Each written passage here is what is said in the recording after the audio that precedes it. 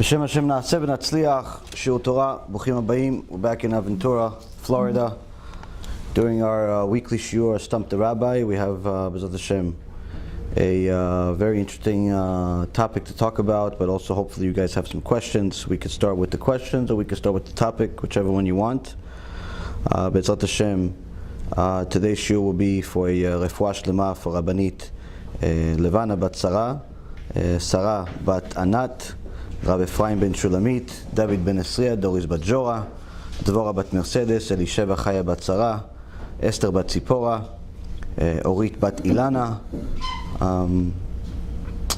Serach bat Batya, Batya bat Sarah, Michal bat Yael, and all of Am Yisrael has, B'ezrat Hashem, will have refuah shlema, refuat hanefesh, refuat haguf. Also, Atzlacha rabah to Shaul ben Farzane, Oshri ben Doris, Gabi ben Doris, Elad ben Doris, Yitro ben Avraham. Also for refuah shlema leavdil, refuah shlema for Talia bat Sarah and Yitro ben Avraham, and also Atzlacha rabah to both of them, B'ezrat Hashem, and Atzlacha rabah to all of the tomchim, all of the wonderful donors of their time and their money and all of their efforts to help Irgun B'ezrat Hashem continue growing, continue doing good things. As a Baruch Hashem, there's no shortage of good things to do. There's no shortage of difficulties in the way also, but nonetheless, B'ezrat Hashem, we're doing it, and we're trying to do it as best as we possibly can. Today, we started a new project. There was really no time to ask for anybody to join us right away, simply because we got some phone calls that shook us up. You know, the main objective of Irgun B'ezrat Hashem has always been, and B'ezrat Hashem will always be, to publicize Torah, to help people do tshuva, to help people get chizuk, to help people understand the difference between right and wrong. That's the number one goal, to help people do tshuva, whether they were born from, or they were brought up in a secular family, or even if they were born goyim and they want to convert or become righteous Noahides. There are wonderful goyim that we help every single day answer their questions on a daily basis, sometimes more than Jews, sometimes less, but nonetheless there's many Jewish people out there that we help, and there's many wonderful goyim that we help. We don't marginalize anybody. We, Baruch Hashem, have just as many Ashkenazim as we have Sfaradim listening to our shiurim and benefiting from them. We love them just as much. Personally, I despise the topic when people talk about, oh, Ashkenazim do this and Sfaradim do this. I personally hate it.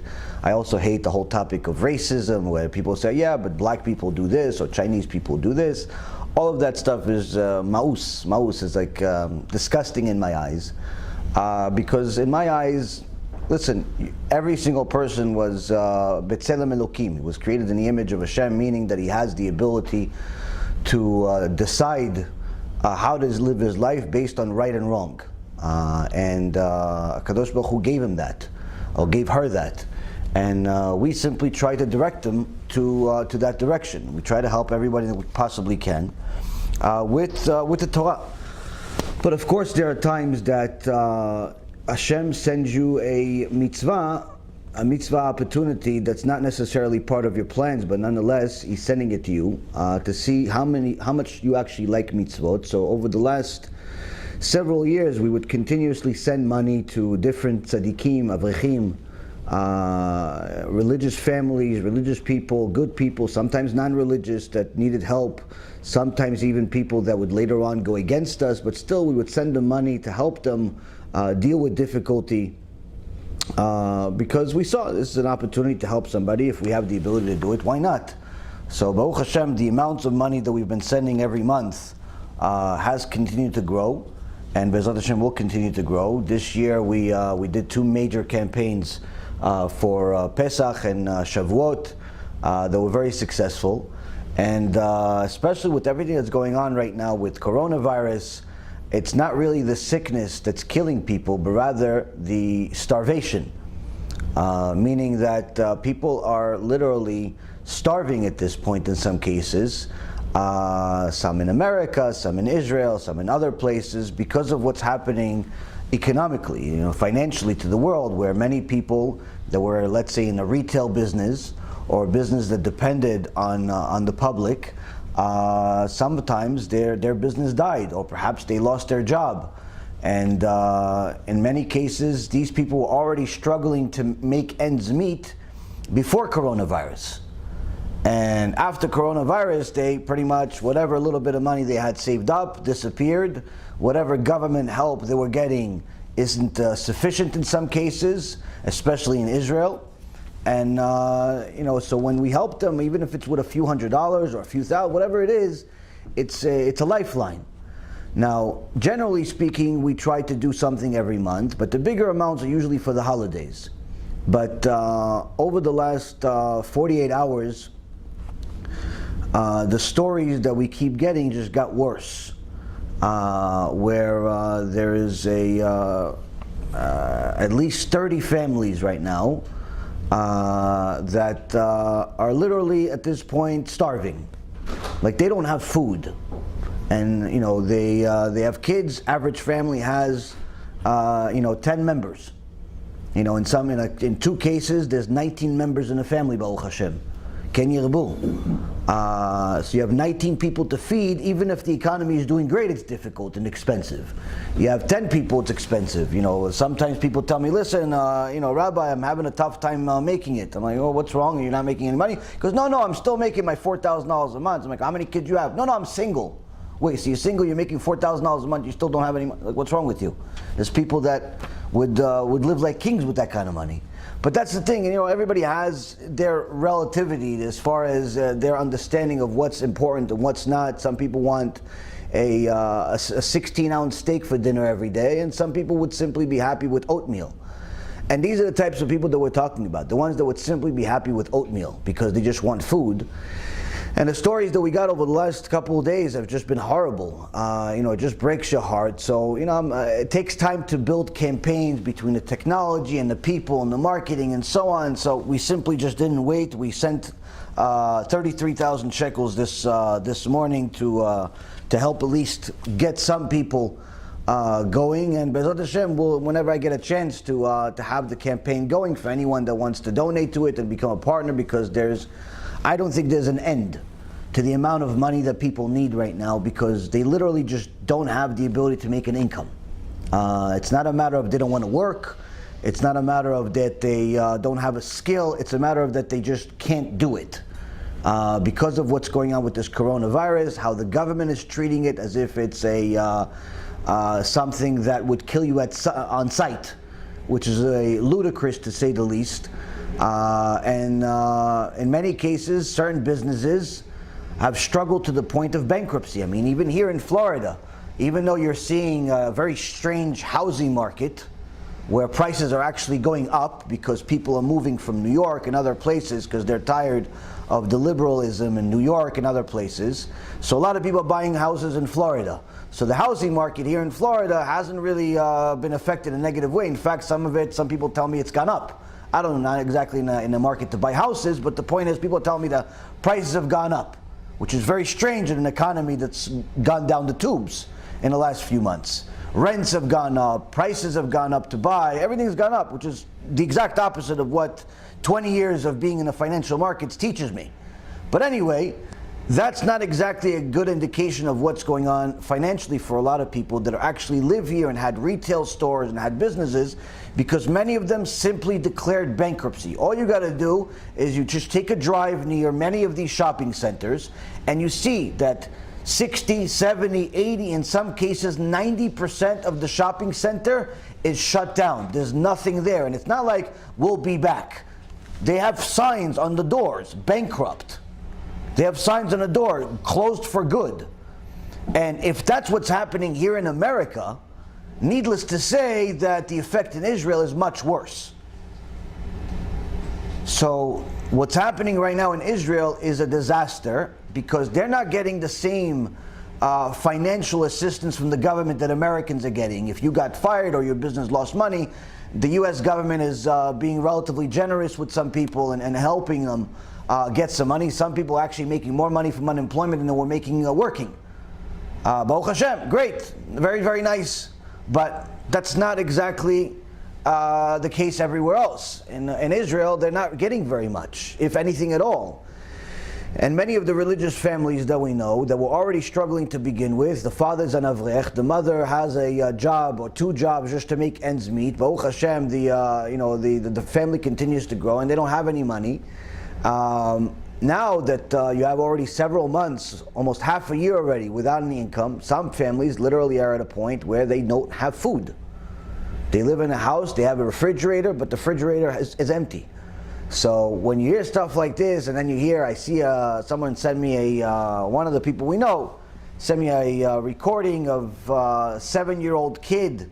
7-year-old kid, is outside the store asking people for tzedakah because he wants to get a snack, because he wants to get some food. And you just, honestly, I don't even want to tell you guys all the story, you just start crying. So there's just no time.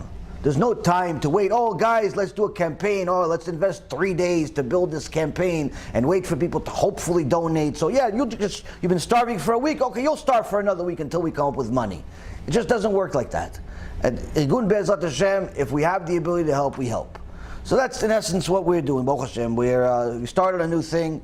At some point, whenever I have time, we'll have a special campaign for it. Anyone that wants to donate at that campaign will donate. Anyone that wants to donate now can donate now, just on a regular website, be'ezrathashem.org.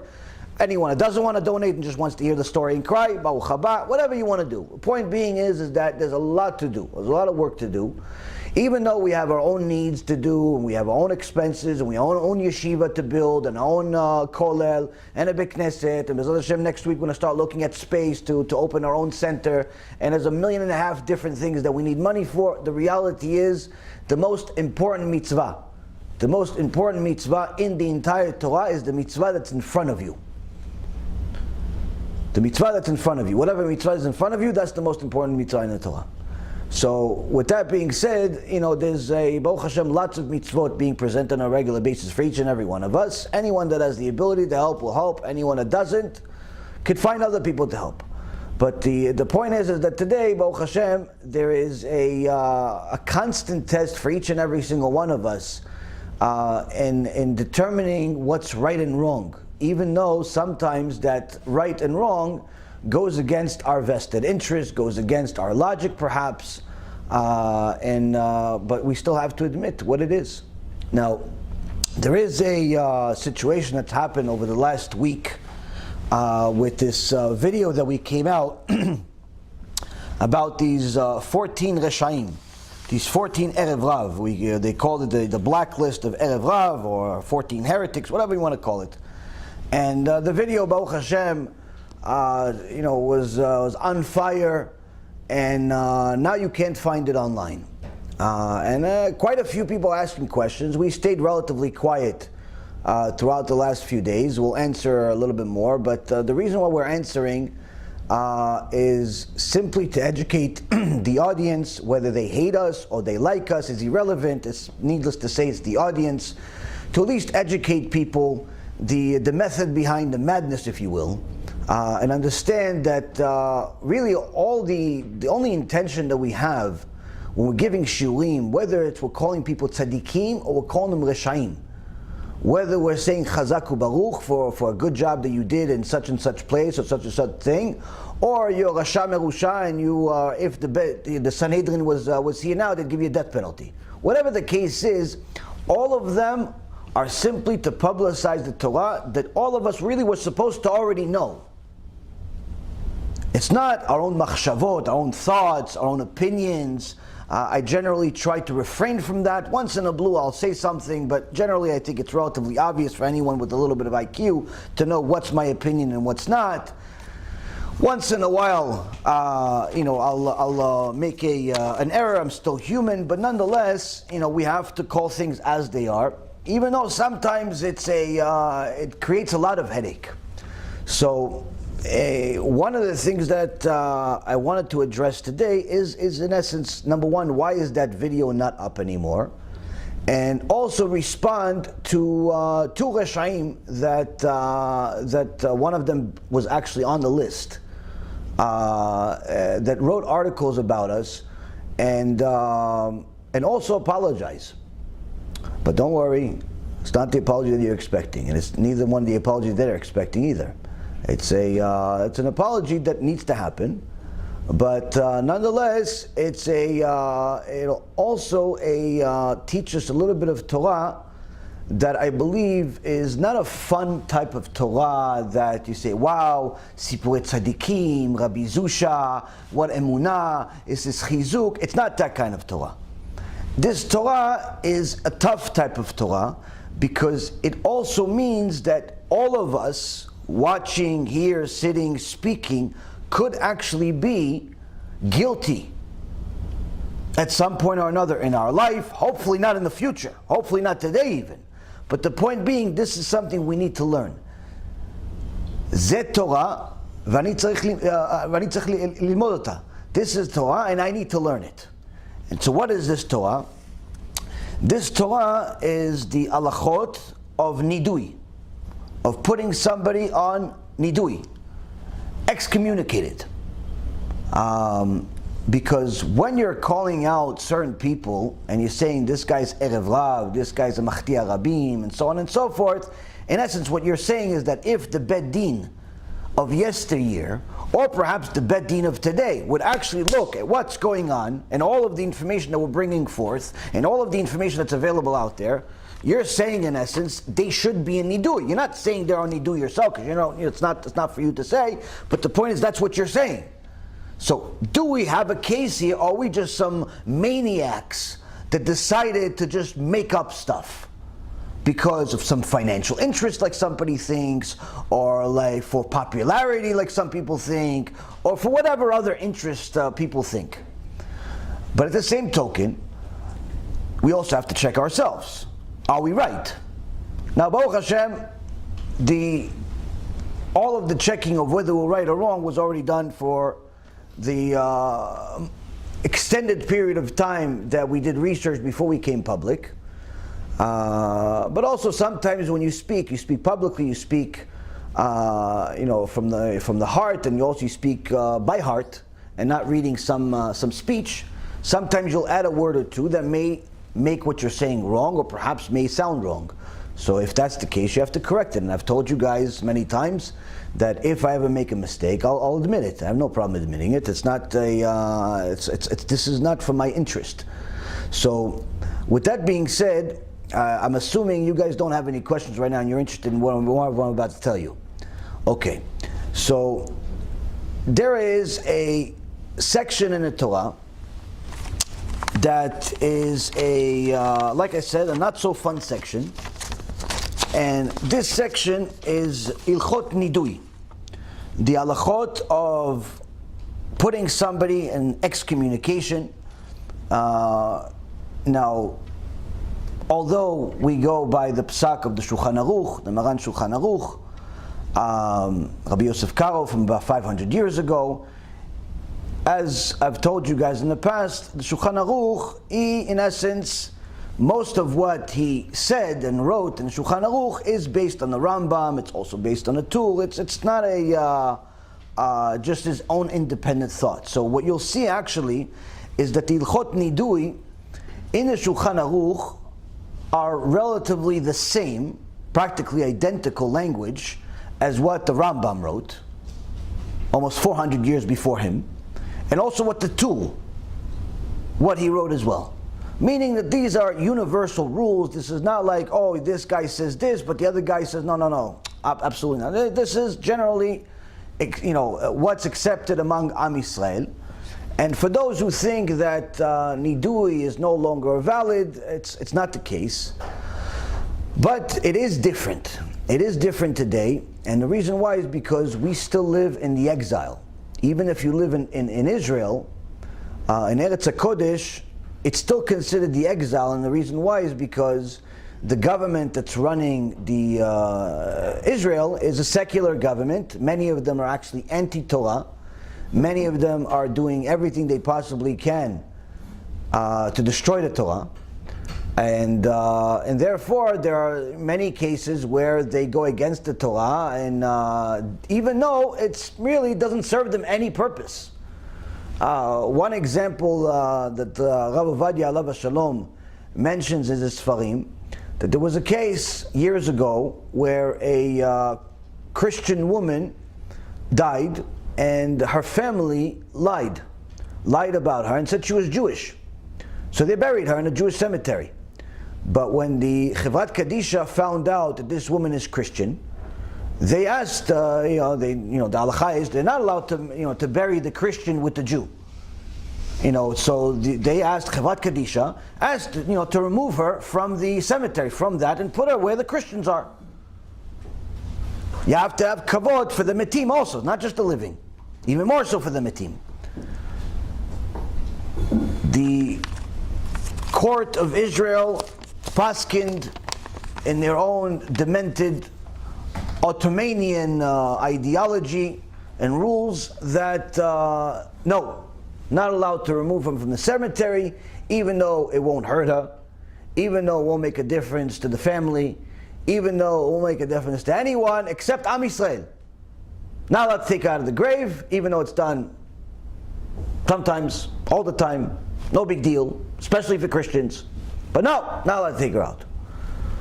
So Rav Ovadia writes, this is because of our big sins.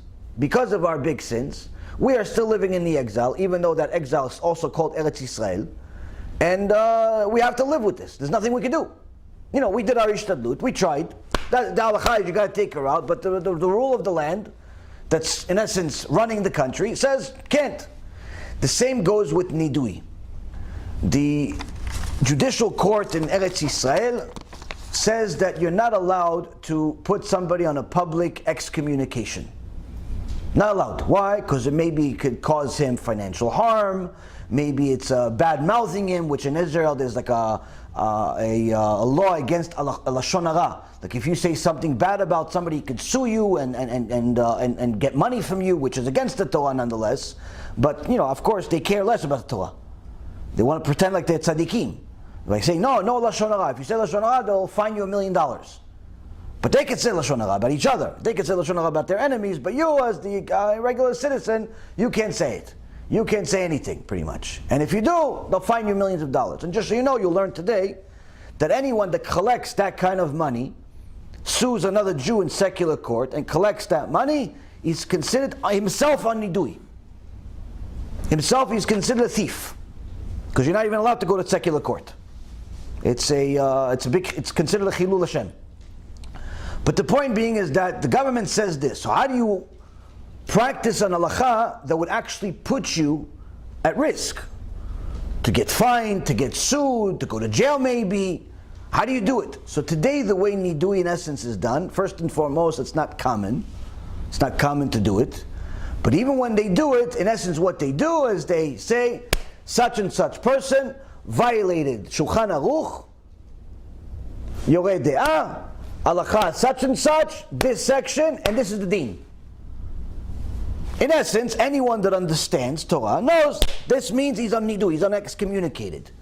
The government is secular, they don't even know who Moshe Rabbeinu is. So, they don't know what it means, so they don't say nothing. But if they see the word Nidui, then you have an issue. So that's in essence how it's done today. Now what does it mean to be on Nidui? If somebody's on Nidui, he's on excommunication, that means you're not allowed to do business with him. You're not allowed to talk to him. You're not allowed to count him in minyan. In fact, if you're within a few feet of him, you have to spit on him. Meaning, this person is not in a good situation. Not in a good situation. And you cannot just be oblivious to it. No, but he's my friend. There's no such thing. There's no such thing. Why? This is a psak din. How long is the nidui? Until he does tshuva. So the question is, who goes on nidui? How do you get excommunicated? How do you get to such a horrible, horrific level? And what do we need to do to avoid it? Ourselves. Because, again, we're saying that technically these 14 people should be on nidui. We're not saying they are. We're saying they should be. I actually believed that one of the people on the list is on nidui. But he says he's not. He says he's not. So that will address also in the shiur. So the question is, how do we deal with this? Now, the Rambam writes that in a Ilchot Talmud Torah,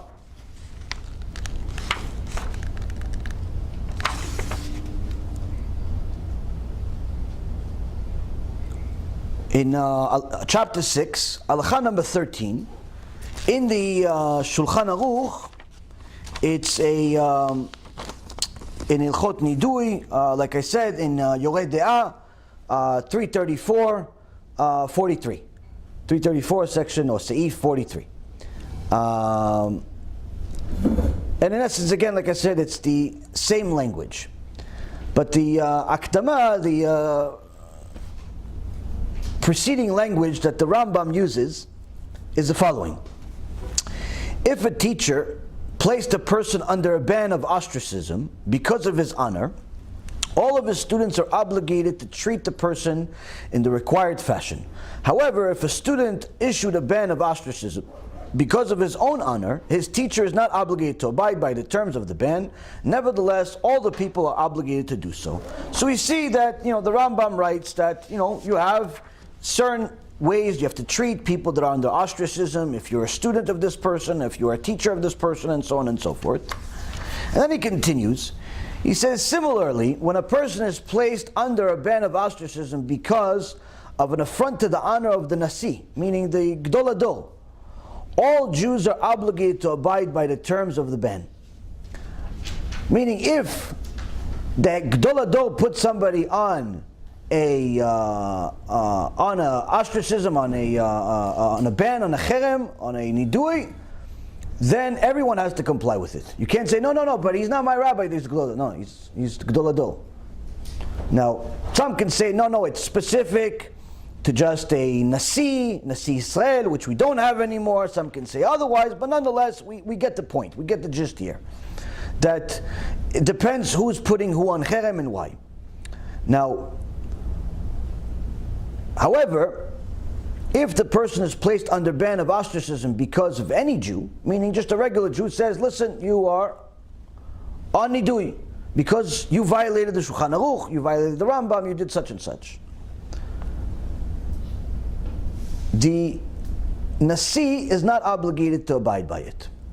When a person is placed under a ban of ostracism because of his city, other cities must also abide by this ban. However, if he is placed under a ban by other cities, his own city need not abide by the ban. Okay. So then, in the next halakha, halakha number 14, the Rambam continues, and now he goes into the details. When does the above apply?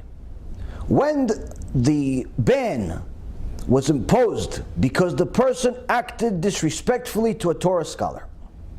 Meaning, ostracism, this nidui, one of the primary reasons that people were put on cherem is if someone was against a Torah scholar. You made fun of Rav Ovadia, you made fun of the Lubavitcher Rebbe, you made fun of some other gadol, whether he's alive or he died. You disrespected him. That's a problem. Unfortunately, today people have entire Facebook pages and websites where they make fun of Chachamim, and they still call themselves religious. However, a person who was placed under a ban of ostracism for another reason, for which such a ban may be declared, even if the ban was declared by a person of the lowest stature in Israel, the Nasi and all Jews are obligated to abide by the terms of the ban until he does tshuva, he repents, for the matter for which the ban was imposed, and the ban is lifted. Meaning, until now, everybody had a choice of whether to comply with this ban or not, because you lived in a different city, or it was a different rabbi, or it was a talmid, and so on. But when it comes to the violation of what's about to be read, these 24 different rules, everyone has to comply with it, even if the ban was made by the lowest of people. Regular person, Talmid Chacham, that you barely even know. The ban of ostracism is imposed upon a person, either man or woman, for the following 24 reasons. And the Shulchan Aruch has the same exact 24 reasons. Reason number 1, a person who disgraces a scholar even after his passing. Someone that's a mevazeh chacham afilu le'achar moto. Anyone that makes fun of chachamim. It doesn't have to be, it doesn't say chacham, that's a gdol ador, biggest rabbi in the world, famous, he has millions of followers. No. Chacham. He's a avrech and a kolol. No one ever heard of him. But he's known as chacham, talmid chacham. He's may or may not have a smicha, may or may not have a following, but nonetheless, he's a chacham. But a chacham is a kosher chacham, not a chacham in his own mind, a chacham. You decide to make fun of this person. You decided to disgrace him. Write all types of things on the internet against him. Decide to write and make videos against him. That, Rabotai, puts the person under a ban, according to the Torah. Now, when we think about such a thing, okay, I can think of maybe a couple of examples, but where else is it happening? Right now, Hashem Yishmo, there is a show in Eretz Yisrael. There's several shows, but there's a new show made by comedians. What's the show? Making fun of Judaism. The entire show. So now they have Moshe Rabbeinu is hitting women. They have a portrayal of Moshe Rabbeinu taking the 10 Commandments and smashing it on some woman's head. And people find, it's funny, Then they have, Mordechai Yehudi. Mordechai Yehudi, Kodesh Kodeshim. Kodesh Kodeshim, saved Am Yisrael. They have him portraying that he's telling Esther, become a prostitute. Go become a prostitute. There's a show. Funny, right? Funny. Now, you ask some of these people, what are you, anti-Torah? Are you crazy? You're going against the Torah? You're making fun of our sages? You're making fun of the Nevi'im? You're making fun of the people that saved your life? The only reason why you're here, you piece of nothing, is because of these tzaddikim. And you're making fun of them? Oh no, chas v'shalom. I'm not against the Torah. I go to Beit Knesset, the weekends, or I go to Beit Knesset on the Chagim. No, I'm not against the Torah. So why are you doing it? Well, that's what's in script. I'm making a living. It's what I do for a living. There is no such heter. There's no such leniency to make fun of Chachamim, make fun of Nevi'im, make fun of the Torah, because it's the way you make a living. No way in the world. This also is very critical for any Jewish comedian, in Hebrew, English, otherwise, that likes to make Jewish jokes. You have to be very, very careful with the things you say. Why? According to the Torah, you have a very serious problem. Now, of course, we're all allowed to laugh, we're all allowed to do things, but as I told you guys, it's a very difficult thing. Now, yes, the Gemara says that there were some people that were tzaddikim and also funny. Also funny, they were hired by the Gedolei Ador to make everyone laugh during the Chagim, no problem. There's a way to laugh. There's plenty of things to laugh about. Especially if you're a talented comedian. One of the greatest kiruv rabbis in Eretz Yisrael for the last almost 30 years is Rav Lasri. Rav Lasri is probably better than any comedian out there. But he says Divrei Torah during the comedy. What does he laugh about? He laughs about different things, but in a kosher way. But to start making fun of Moshe Rabbeinu, start making fun of Da'at Torah, things like that, now you're playing with fire. So, a person that disgraces scholars, even after they died, is automatically, according to the Torah, on a ban. Now, even if a person is not on the ban here, don't think that in Shemaim they're not paying attention. Because it could be that there's no bedin that's watching you, that knows what you're doing. It could be that the Beit Din perhaps is scared because you're famous or you're powerful. It could be a lot of different reasons. But in Shemaim, they pay attention to everything. When someone's on a ban, just so you know, their prayers do not get answered. they could pray until they're blue in the face. They don't get answered in Shemaim. Say, no, this person's not part of us. No, Hashem, it's your son. Currently, he's on suspension. Why? He's on a ben. According to the rules of my Torah. Why? He makes fun of my tzaddikim. He makes fun of my chachamim. That's reason number one. Reason number two. A mevazeh shliach bedin. Someone who embarrasses the messenger of the Beit Din. Beit Din says, okay, let's send somebody today. It's done differently. Usually today the invitations to the Beit Din are either a letter or an email. But in the older days, the way they would do it is they would actually send a messenger from the Beit Din to come to the person and tell, listen, you're invited to the Beit Din, such and such is suing you at the Beit Din, not at some judicial court by some government with Zionistic democratic rules. No, he's suing you under the Torah. And instead of saying, okay, tell me when, I'm going to come, the guy says, who do you think you're talking to? Get out of here. Get out of here. You make fun of him, you kick him out. Ben. No, but I didn't mean to. Well, you do tshuva, go to the Beit Din, they'll take you off the ben. But until then, you're on a ben. Until then, you're on a ben. 3. A person who calls his colleague a slave. Someone who calls his colleague a slave. Why? Based on the teachings that we are all slaves of HaKadosh Baruch Hu. Alvai, we succeed to be good slaves. You cannot call another person a slave. You call another person a slave, ben. This is not as common today as it was in the past, but nonetheless, this is the case. 4. A person who was ordered to appear before the Beit Din at a specific time and didn't come. You got an invitation to the Beit Din, such and such is suing you at the Beit Din. The Beit Din is prepared to meet with you on such and such date at such and such time. Appointment is made, you don't show up. For whatever reason, you don't show up. What does that mean? Nidui. You're in ben. You're in ben. Come to Beit Knesset, can't count you in minyan. Business, no one's allowed to do business with you. Someone sees you, they have to spit on you. Your tefillot, maybe they'll be answered by the Christians, not by Hashem. Why?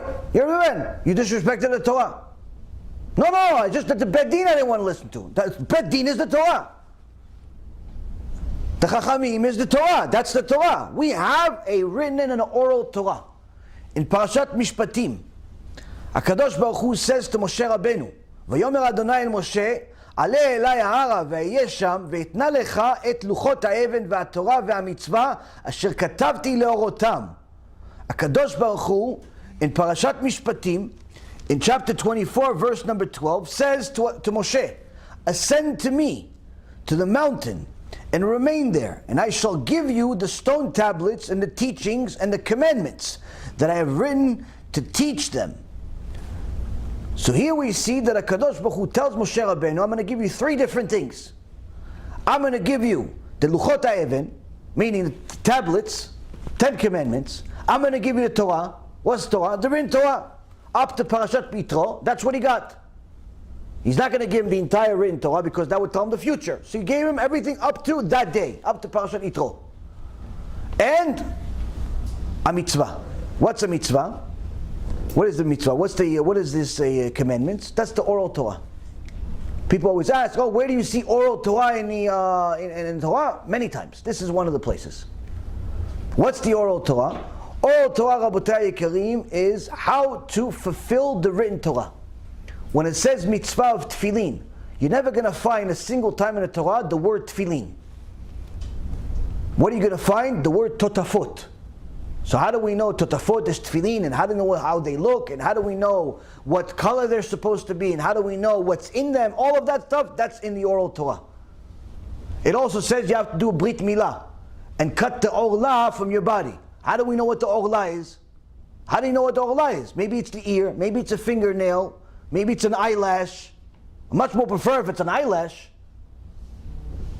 But the oral Torah says no, the orlah is the foreskin on a male member. That's what the orlah is.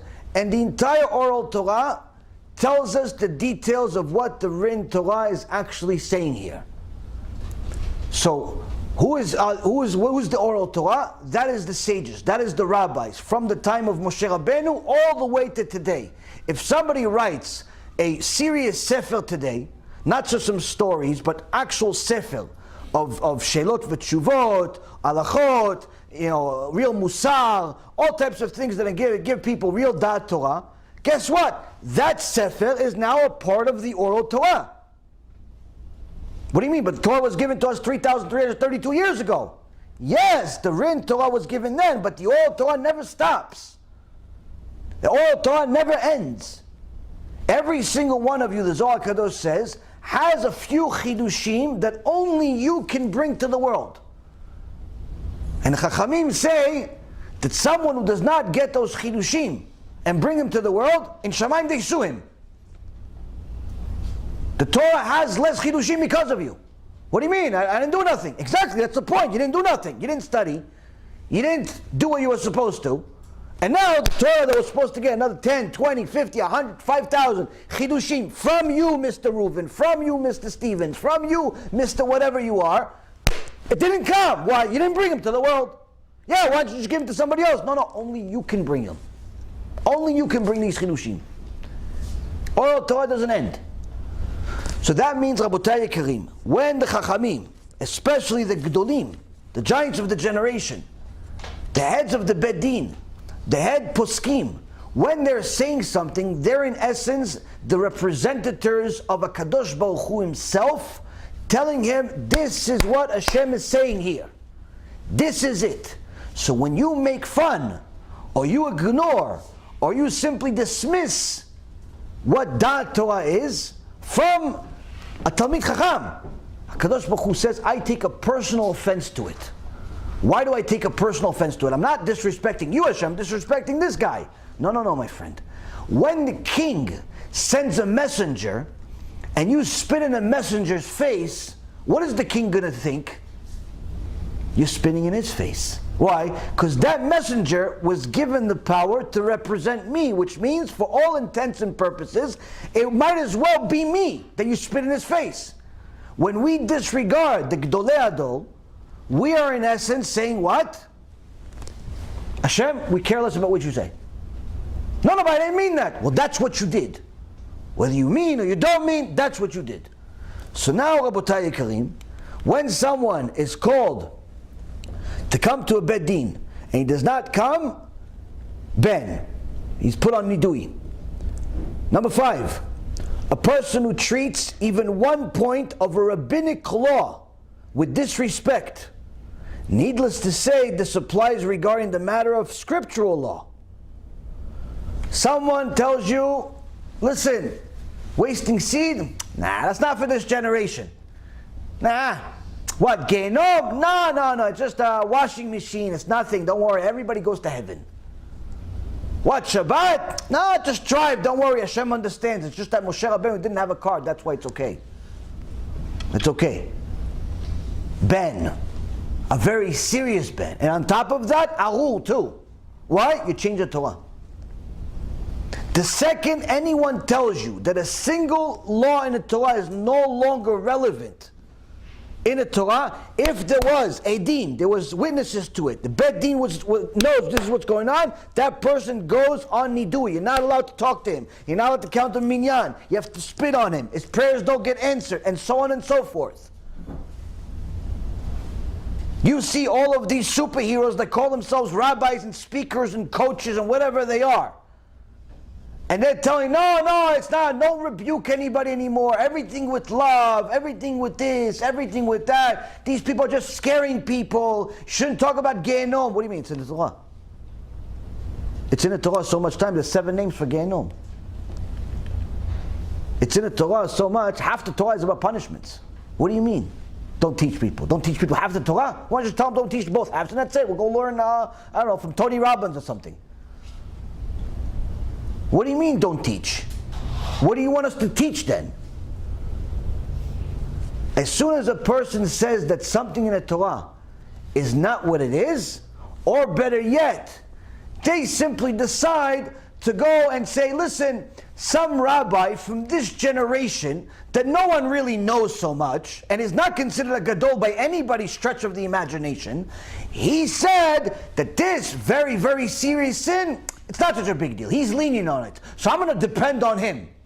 Wait, but hold on. Is that what the Shulchan Aruch said? No. Is that what the Rambam said? No. Is that what the Tur said? No. Is that what the Gemara said? No. So who is this guy to go against all of these Gedolim? Why? I can't rely on somebody's leniency. He's a Talmid Chacham. Not if he's going against them.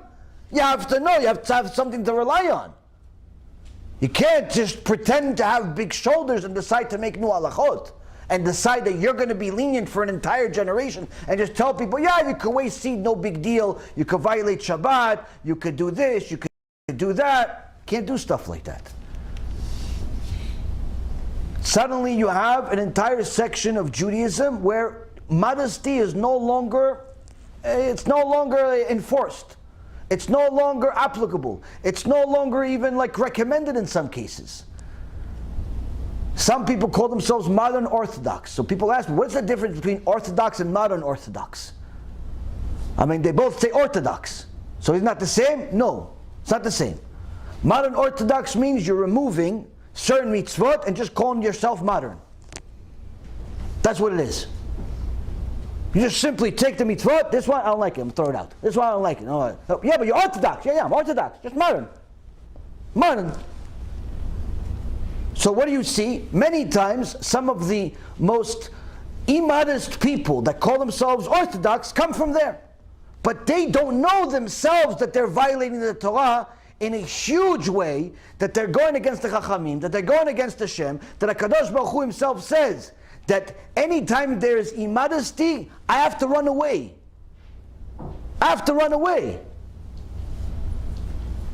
No, but the rabbi showed up to the wedding. Yeah, Hashem didn't. Maybe that rabbi is modern, but Hashem's not modern. Hashem's not modern at all. And you see many times people that keep Shabbat, keep Kashrut, put on tefillin, they give tzedakah, balei chesed, generally speaking, very nice people. But they walk around half naked, but they think they're religious. Why? Because the rabbi said, no, we're modern. We're modern. And sometimes they learn the halachot from watching the rabbi's wife that's walking around with a mini skirt. Why? Because they're modern. There's no such thing as modern. There's allowed, there's not allowed. The second you say, no, this is no longer relevant, because the generation is such, you no longer have to cover your head, because the generation is such, you no longer have to be modest, because the generation is such, you, my friend, are in ban, according to the Torah. You're putting yourself on ban. Now again, we're not saying, hey, you're on a ban. What we're saying is what the Torah says. Torah says, according to Torah, you fit the description of somebody that would be put on a ban according to the Sanhedrin, according to HaKadosh Baruch Hu himself. Why? You simply change the Torah. And now, a person that simply makes fun of the Torah and just simply does not care for what the Torah says, mezalzel, hu mezalzel b'divrei sofrim. He has a very serious problem. Now you would think, oh yeah, this must be a new thing in this generation. No, it's even mentioned in the Gemara, and it's even mentioned by Gdolim. Rabbi Elazar, one of the Gdolim is mentioned in the Gemara. That means he was holy enough to revive the dead. He, one time, disrespected the mitzvah of netilat yadayim. Disrespected a little bit. Not that he didn't do it, just disrespected it a little bit. According to the Chachamim, they put him on ben. Gdol, giant, disrespected netilat yadayim, you're on ben. Until you do tshuva. Meaning that this is not just something for the people that are outright kofrim, bad people. No, this is something that even someone that's relatively a decent person, and isn't even trying to be religious, can fall under. Why? You simply disrespected the Torah.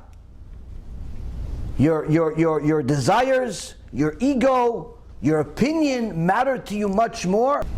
a person that is even trying to be religious, trying to follow the Torah, learns a little bit, does mitzvot, keeps Shabbat, overall everything is good.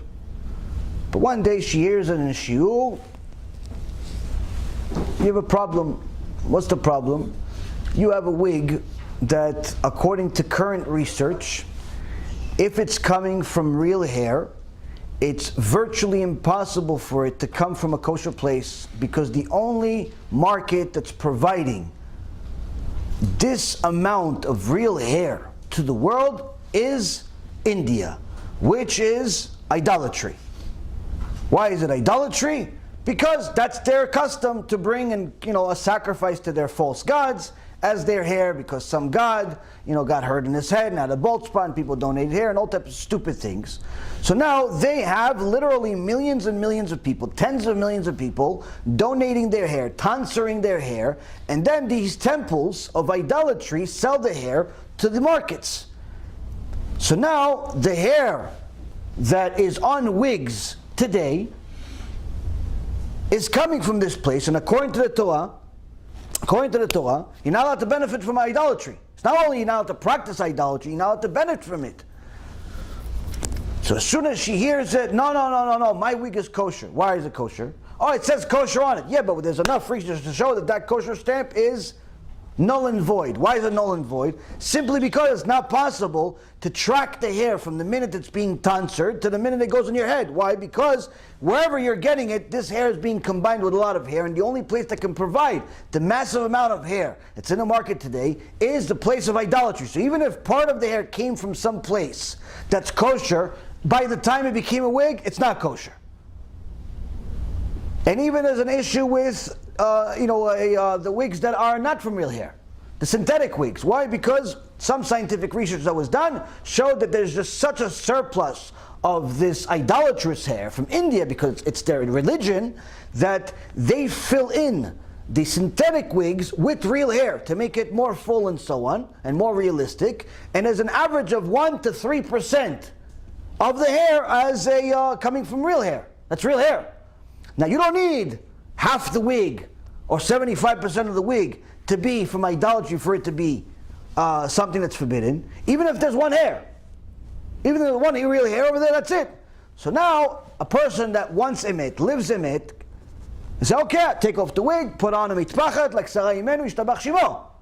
But sometimes you have people, no, but I like my wig, my husband likes my wig, my girlfriends like the wig, the guy at the store likes my wig, everybody likes my wig, and all of a sudden the bias comes in. The personal bias comes in, and then they start doing the research. No, I'm going to look for a rabbi that's going to tell me that the wig is allowed. No, I'm not telling you it's not allowed. I'm telling you that this wig is not allowed. Okay, what, can I find someone's allowed? No.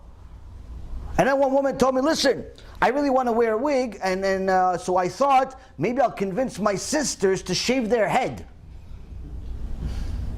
And they'll give it to me. And I said to her, listen, if you get your sisters to shave their head, the three, because you need 3 heads for every wig, according to people that know about wigs. So you have to think about it. You convince your sisters, chazakah u'bucha, your sisters are tzadikot. But do you realize how sick you are? Like that your desire is so great that you're willing to let your 3 sisters suffer walking around with a bald head for the next few years just so you can wear a wig? Like, do you realize how sick you are? She goes, wow, I never thought about that. I said, oh, well, thank God I told you. I don't know what to tell you. She goes, oh, I guess I'm not going to wear a wig.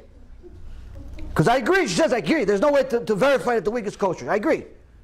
And then anyone that tracked the wigs, where's the market, where's this? No, I get it from Brazil. Okay, go to the supplier in Brazil. I want you to meet him and tape it. Guess what? He'll shoot you in the face. Why? It's a mob. It's a mafia. It's a mafia in Brazil that runs, and they don't allow anyone to see where they actually get the hair from. And there's videos and testimonies of one of the original guys that started it there, saying this is what it is. Point being, anyone that is looking for the truth has to make a change, even though it's difficult for some women. But people that are not looking for it, like, no, listen, that's just you, that's just Faradim, that's just Ashkenazim, that's just Rav Eliasiv, that's just this, that's just that. Meaning, what are you doing really, in all intents and purposes? What's happening? You're not doing it intentionally maybe, but in reality, what are you doing? You're dismissing the Torah. You're dismissing the oral Torah. You're dismissing the written Torah. You're dismissing the Torah.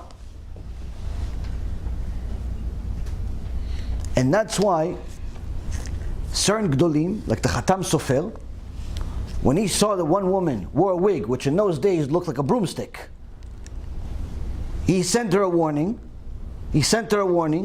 Take off the wig, you're not allowed to wear wigs. Khatam Sofer, Ashkenazi, not allowed to wear a wig. She didn't want to listen. She wanted to continue walking around with the mop on her head. Peer pressure, I don't know. Whatever happened. She had a difficulty. She wanted to put it on her head. Khatam Sofer, Gdol told her no. She didn't listen. Ben. She's on cherem. When she died, he told everybody, bring the body next to my house. Bring the body next to my house before you bury her. They brought the body, he opened the veil to show her face, spit in her face, and covered it back. Says that's what you do to somebody that's on cherem. Somebody that's on Nidui, that's what you do. Why? She went against the Chachamim. Now again, I'm not telling you, any one of you, to go spit on anybody. But that's what the Torah says if someone is officially on Nidui. The point we're trying to bring home here is to understand how horrible is the status of being on Nidui. Chas v'shalom, we ever get there. And chas v'shalom, we ever say someone is there and they're not. Because you'll see, number 24 is if you say somebody's on Nidui and they're really not, you go on Nidui. So you can't just say, no, you're on Cherem, you're on Erev Rav, no, you can't just do stuff like that. You have to be really, really careful before you say anything. So now, someone that dismisses the Torah, Rabotai Karim, even if it's a rabbinical mitzvah. No, it's not for me. Ben, how many times do we at least think that? Sometimes we even said it. Nah, come on, Rabbi, it's too much for me. I'll tell you, I'll admit myself. One day, Rabbi Ephraim, early in my tshuva, started keeping Shabbat, started learning this, that, the other thing, but I didn't know much. I knew certain things from logic, I knew certain things I learned from him, but not much. Rabbi Ephraim was figuring out a way of how to get me to understand the horrible status that I'm in. I'm intermarried, married to a non-Jew. What do you do? How do you tell this guy, Wall Street guy, big money, big ego, big headaches, big problems, that, hey, you're not only a victim, you're also the perpetrator too. You're killing yourself. How do you tell him that? So he calls me, he tells me, the thing that's always music to my ears. What? Rabbi Ephraim calls it, I have a chidush. Oh, I love that. It's like music to me. He says, I have a chidush. Ishtabach shimo. You get share chidush with me? Oh, what a wonderful thing. For me, everything's a chidush at this point. I don't know anything. Even today, I don't know much. But he tells me years ago, I have a chidush. It's, oh, ishtabach shimo. What music to my ear? He says, I have a chidush from the Zohar. Zohar, I don't even know how to read the Zohar. You're going to tell me chidush from the Zohar? What wonderful news. He says, listen to me. I have a chidush from the Zohar, and this is what Rabbi Shimon Bar Yochai says. It's Rabbi Shimon. I heard this name before. It's a big name. He says, Rabbi Shimon Bar Yochai says, someone that marries a non-Jew is going to lose all their money and get sick. Hashem yishmor v'yatzil. I don't like this chidush anymore. I start going crazy like some Esav. I start acting like some animal. What is he talking about, this Rabbi Shimon? He doesn't know me, he doesn't know my wife, she's so great, she's so wonderful. He doesn't know what he's talking about. When will, I'm a Aretz Gamur. Don't know nothing, but I think I know something. Why? Because it pertains to me. Pertains to me.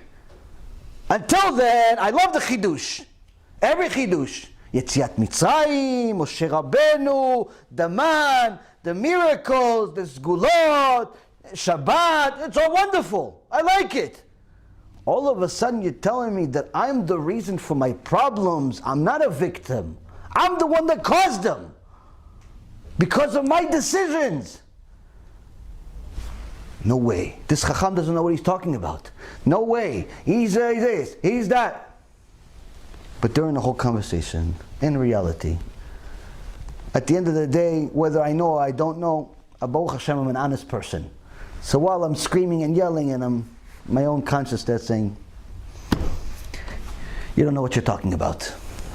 You don't know what you're talking about. Whatever he says, it's true, even if you don't like it. And then I realize how much trouble I'm in. So all of us get to that point at some point, whether it's early in our way, in middle, later on. You could be religious for 20 years and not know what Isur Karet is. You could be religious your whole life, 50 years, and never know about Gehenom. You could be religious for a very long time and never know your obligation to rebuke or do kiruv. And the minute you hear about it and you realize that your problems are because of you, not because of somebody else. You lost because of you, not because of somebody else. And that punishment that you're getting is a chesed from Hashem. It's a favor from Hashem. It's a kindness from Hashem to try to save you from yourself. If you dismiss it, that's what you're doing. You're dismissing the written Torah. You're dismissing the oral Torah. So we've all done it. The point is, don't do it. If it says it in the Torah, it's true. Understand it, don't understand it, like it, don't like it, doesn't make a difference. Lama? Kacha. Why? Because. That's why. Oh, how come Hashem did this? Because He's God.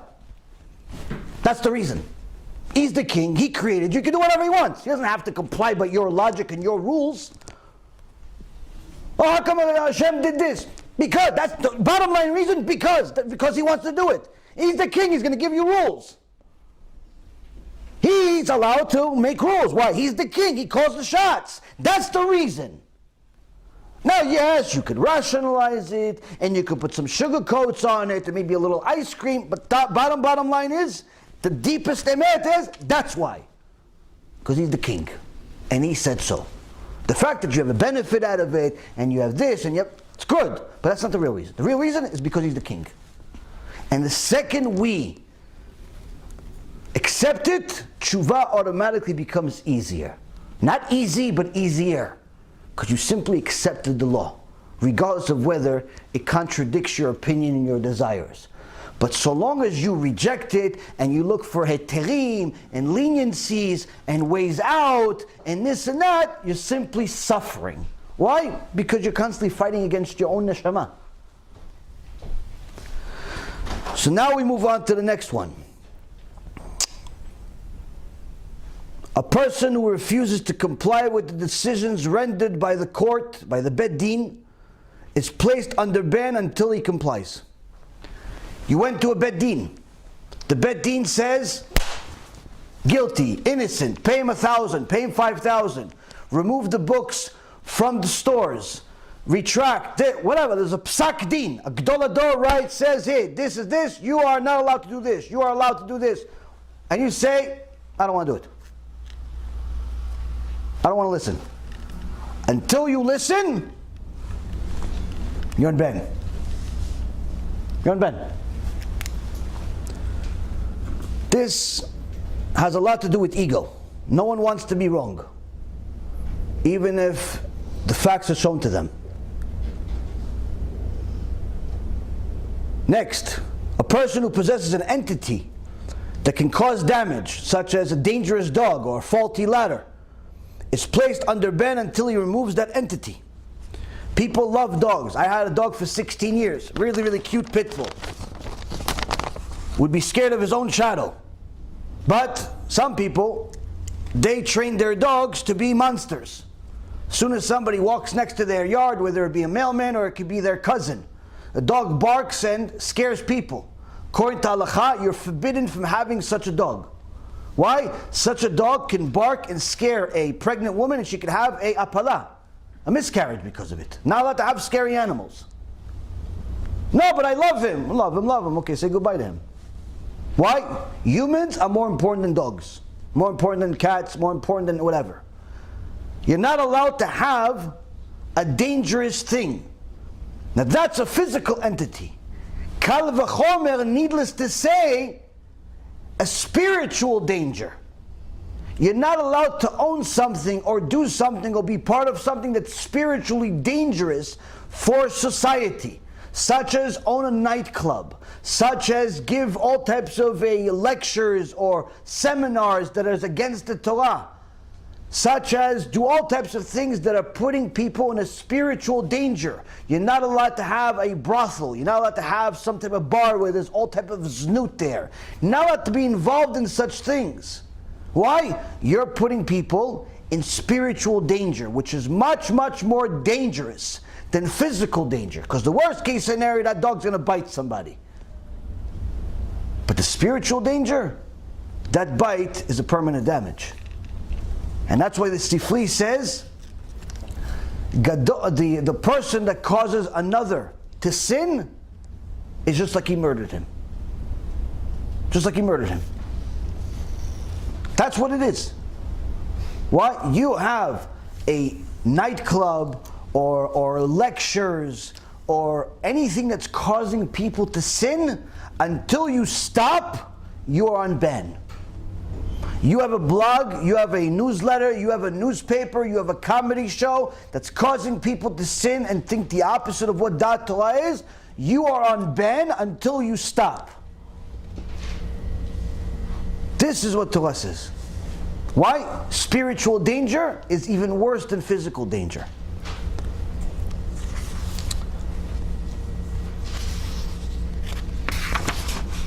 Next, it says a person who sells land to a Gentile. I believe this is referring to Eretz Yisrael. And is placed under ban until he accepts the responsibility for any damage which the Gentile may cause the Jewish neighbor. Someone is in a Jewish community and everyone over there is Jewish, and he decides, listen, this non-Jew, he's going to pay me more rent. The Jew is going to pay me 1,000, the non-Jew is going to pay me 2,000. So I'm going to rent it to him. Now, you're entitled to rent it, but you also have to take a certain responsibility, because if that non-Jew is a missionary, if that non-Jew is going to cause some damage to the Jewish community, you have to absorb the damage. No, I don't want to. Until you want to, and until you agree, you're on ban. Why? You're not allowed to put other people at risk for your financial interest. Not allowed. Next, a person who testifies against a Jewish colleague in a secular court and causes money which the Torah law would not require him to pay, to be expropriated from him, is placed under a ban until he repays that amount. You decide, listen, I'm going to sue Steve. I'm going to sue Reuven. Why? He said something bad about me, and this government allows me to, if he says something bad about me, I could sue him for $1 million. Defamation of character. There's such a rule. You go to the court, secular court says, you're right. Mr. Smith, you owe Reuven over here $5 million. Why? You said something bad about him on YouTube, you said something bad about him in some book, you said something bad about him in some newspaper, $5 million fine. Defamation of character. The second you walked into that court, you already violated Beit Chilul Hashem. But now, the second you accept the money, since that's against the Torah, you know, the Torah doesn't say if somebody says something bad about you, you're allowed to take money from them. It has nothing to do with each other. There's a punishment for Lashon Hara and so on and so forth, but it's not monetary damage. The second you make money from it, you are officially on ban until you return the money. So people have to be very, very careful before they even think about taking anybody to secular court. Think 1.5 million times. Somebody just yesterday asked me, listen, I have a tenant and she owes me, she's not on time, she's late every month with the rent, a few days, 2, 3, 4, 5 days, and she happens to be a convert, and she says she owes money to the Beit Din and she can't pay me rent this month, so I want to just simply kick her out. I don't feel like waiting 3, 4, 5 days for the rent. I'm just going to kick her out. If that person does that, he has a very serious problem. Why? If you have an issue with a Jew, you have to go to a Beit Din.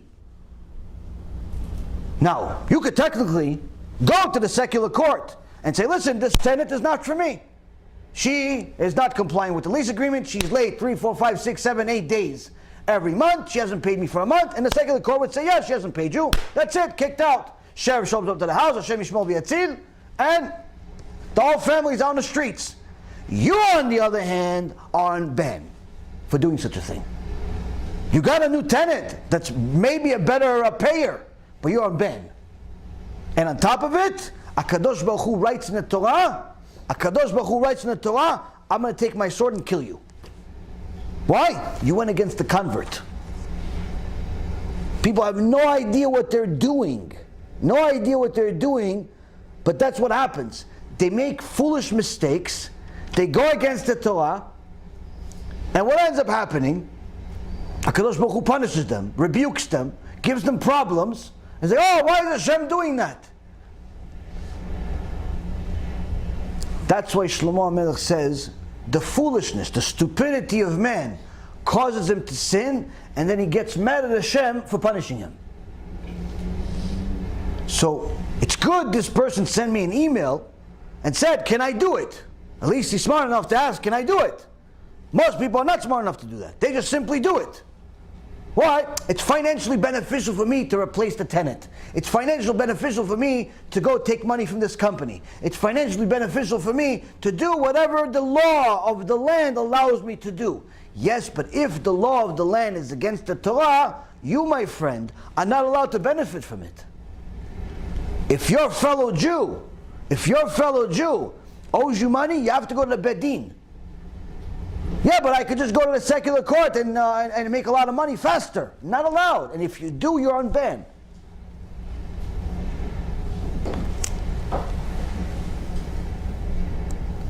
Now this also has to do if a person simply is a witness, is just a party to it.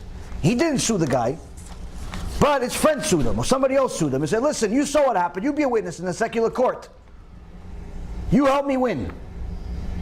You help him, you, my friend, have a very serious problem with Hashem. You have a very serious problem with Hashem. And a lot of people don't go to a Talmid Chacham, don't go to their Rav, or sometimes they go to an Erev Rav that tells them they can do whatever they want, and they create a lot of problems for themselves. Next, a butcher who's a Kohen and does not separate the priestly gifts and gives them to another priest, gives them to another Kohen, is placed under a ban until he gives them. This is not something we could practice today because we do not have the Beit HaMikdash, but if the second the Beit HaMikdash is built, this halacha is effective immediately.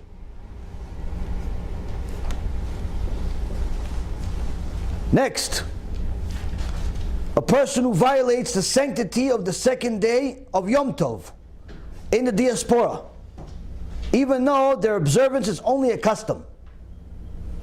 You say, listen, I know I live in America, and I know the Chachamim said that if you live in America or you live in anywhere in the exile, in the Diaspora, is a better word, I know that they said I have to keep 2 Yom Tov. 2 Yom Tov for Sukkot, 2 Yom Tov for Shavuot, 2 Yom Tov all the time. In Israel though, the Israelis, Jewish people over there, 1 Yom Tov, except Rosh Hashanah. But here you live, 2 Yom Tov. Why do they do it? Because you look, the Gemara Masechet Rosh Hashanah says that in those days, the way that they figured out the time of the month, the new moon, there would be people on mountains, they would see who would be the first one to see the new moon, they would have to come back to be witnesses and tell the bedin. They would ask them questions to verify that they actually saw a new moon and declare a new month. So sometimes it would take a certain amount of time, and in order to spread the message to different places would take a certain amount of time. So to protect everyone, they said, listen, if you live far from Eretz Yisrael, meaning past the border, by the time you get the news, then it could be already a new month or not enough. Point being is that if you live in the Diaspora, you're not getting news live. Your time is not the same as it is in Israel. Therefore, you need to keep Yom Tov 2 days. But today a person could say, yeah, but today we have atomic clocks. You can buy it for like $50 on Amazon if you want. I have my computer. It's in there. I have the internet. I know exactly what time it is. I don't need any fire and any mountains and any witnesses and any nothing. I know exactly what time it is. I know when the Yom Tov is and when it's not. What do I need to have 2 Yom Tovs? You need to have 2 Yom Tovs because Chazal said so. Even though it's not for the same reason as it was back then, you still have to do it because Chazal said so. And we're not allowed to cancel anything.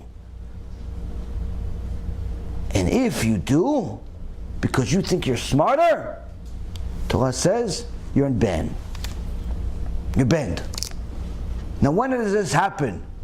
This happens many times with people either because they don't learn Torah and they live in America or they live in this and they don't really want to keep mitzvot, but they want to stay connected. So they decide, listen, I'm an Israeli or I'm an American Jew and I know what time it is. I'm just going to keep one day just like my friend or my cousin or my whoever. I know in Israel, if they keep one day, I'm keeping one day. That happens with those types of people, stubborn people, or better yet, people that go to Israel for the holiday. They go to Israel for the holiday and say, listen, I'm in Israel now, and I'm going to, there everybody's keeping one day. I'm going to keep one day. Not allowed. Why? You don't live in Israel. You just went to visit. And unless you plan on staying there and living there, you have to keep 2 Yom Tovs. Even though you're only a visitor, and even if you're going to be visiting there for 2 months, not allowed to keep 1 Yom Tov, 2 Yom Tovs. Yeah, but everybody else is back. I'm still eating matzah, and everybody else is already eating pizza. Everybody's driving, and I'm still praying. What's going on? Yeah, that's what it is. You live in the exile. That's what it is. You don't want to do it, that's a problem, but you could pretty much toughen up and do it. You're not going to do it? Ooh, that's a bad decision. Why? Ben.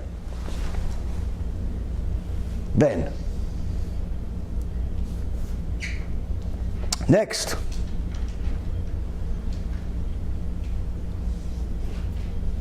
A person who violates the, no, I read that already. A person who performs work on Pesach Eve afternoon. Pesach, even though the Leila Seder is an evening, you're already not allowed to do any melachot already from the afternoon. Now some people will say, listen, I still got to get some stuff done, I got to take a drive to the store, I got to take a this, I got to work, my job won't allow it. Doesn't make a difference. Pesach, that day, that Pesach Eve, don't work even. Why? By the afternoon, that's it, you're disconnected from the world. No, but I don't feel like it. But really, ban. This is a very simple halakha to just simply ignore. Why? Because most people don't even know it. They just think, listen, maybe it's customary to stop at afternoon. No, it's not. It doesn't make a difference, customary, not customary. This is what the sages paskined. This is what it is. And it's such a big deal in the eyes of the sages and Aborei Barach that they say that if you violate this rule, this little psak, it's a very big deal to the extent of being put on ban. Being put on ban. Now, I know all of you are asking, wait a minute, what if I didn't know? We'll answer that question shortly. A person who causes many people to desecrate Hashem's name. Amevi rabim lidei chilul Hashem. Hashem yishmor v'yatzil.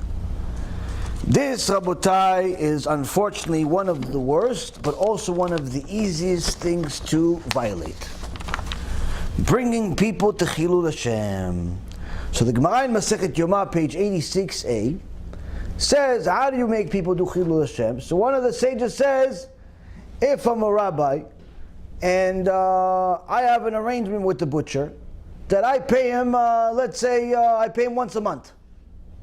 He keeps a tab for me and I pay him. So I could just go into the store, take whatever I want, and then he puts a tab on it. He says, if I do that and there's people there, that's chilul Hashem. Why? Because the people that are shopping there don't know that I have a tab with him. And they think that just because I'm a rabbi, I'm just taking advantage of this poor butcher and taking his stuff, because if he doesn't give it to me, I'll take away his kashrut. So just going in and just taking whatever I want and assuming people will understand, not allowed. You have to go to the cash register just like everybody else and pay. Yeah, but I have a tab. Not today. You can have something, but it cannot be with other people there.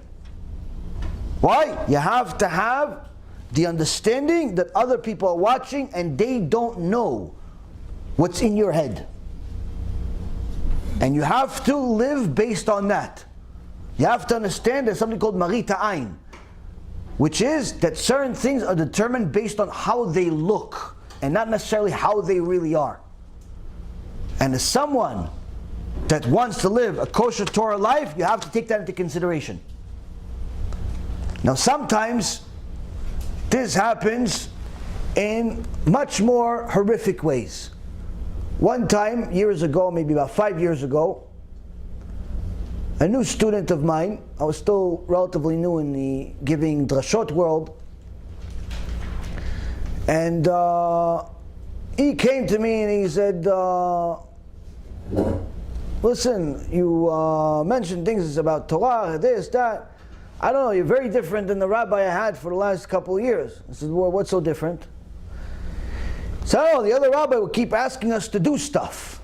I said, what, keep Shabbat? He goes, no, not keep Shabbat. I said, what, Tarat Mishpacha? No, not Tarat Mishpacha. I said, kosher? He goes, no, it's not mitzvot. No. I said, what?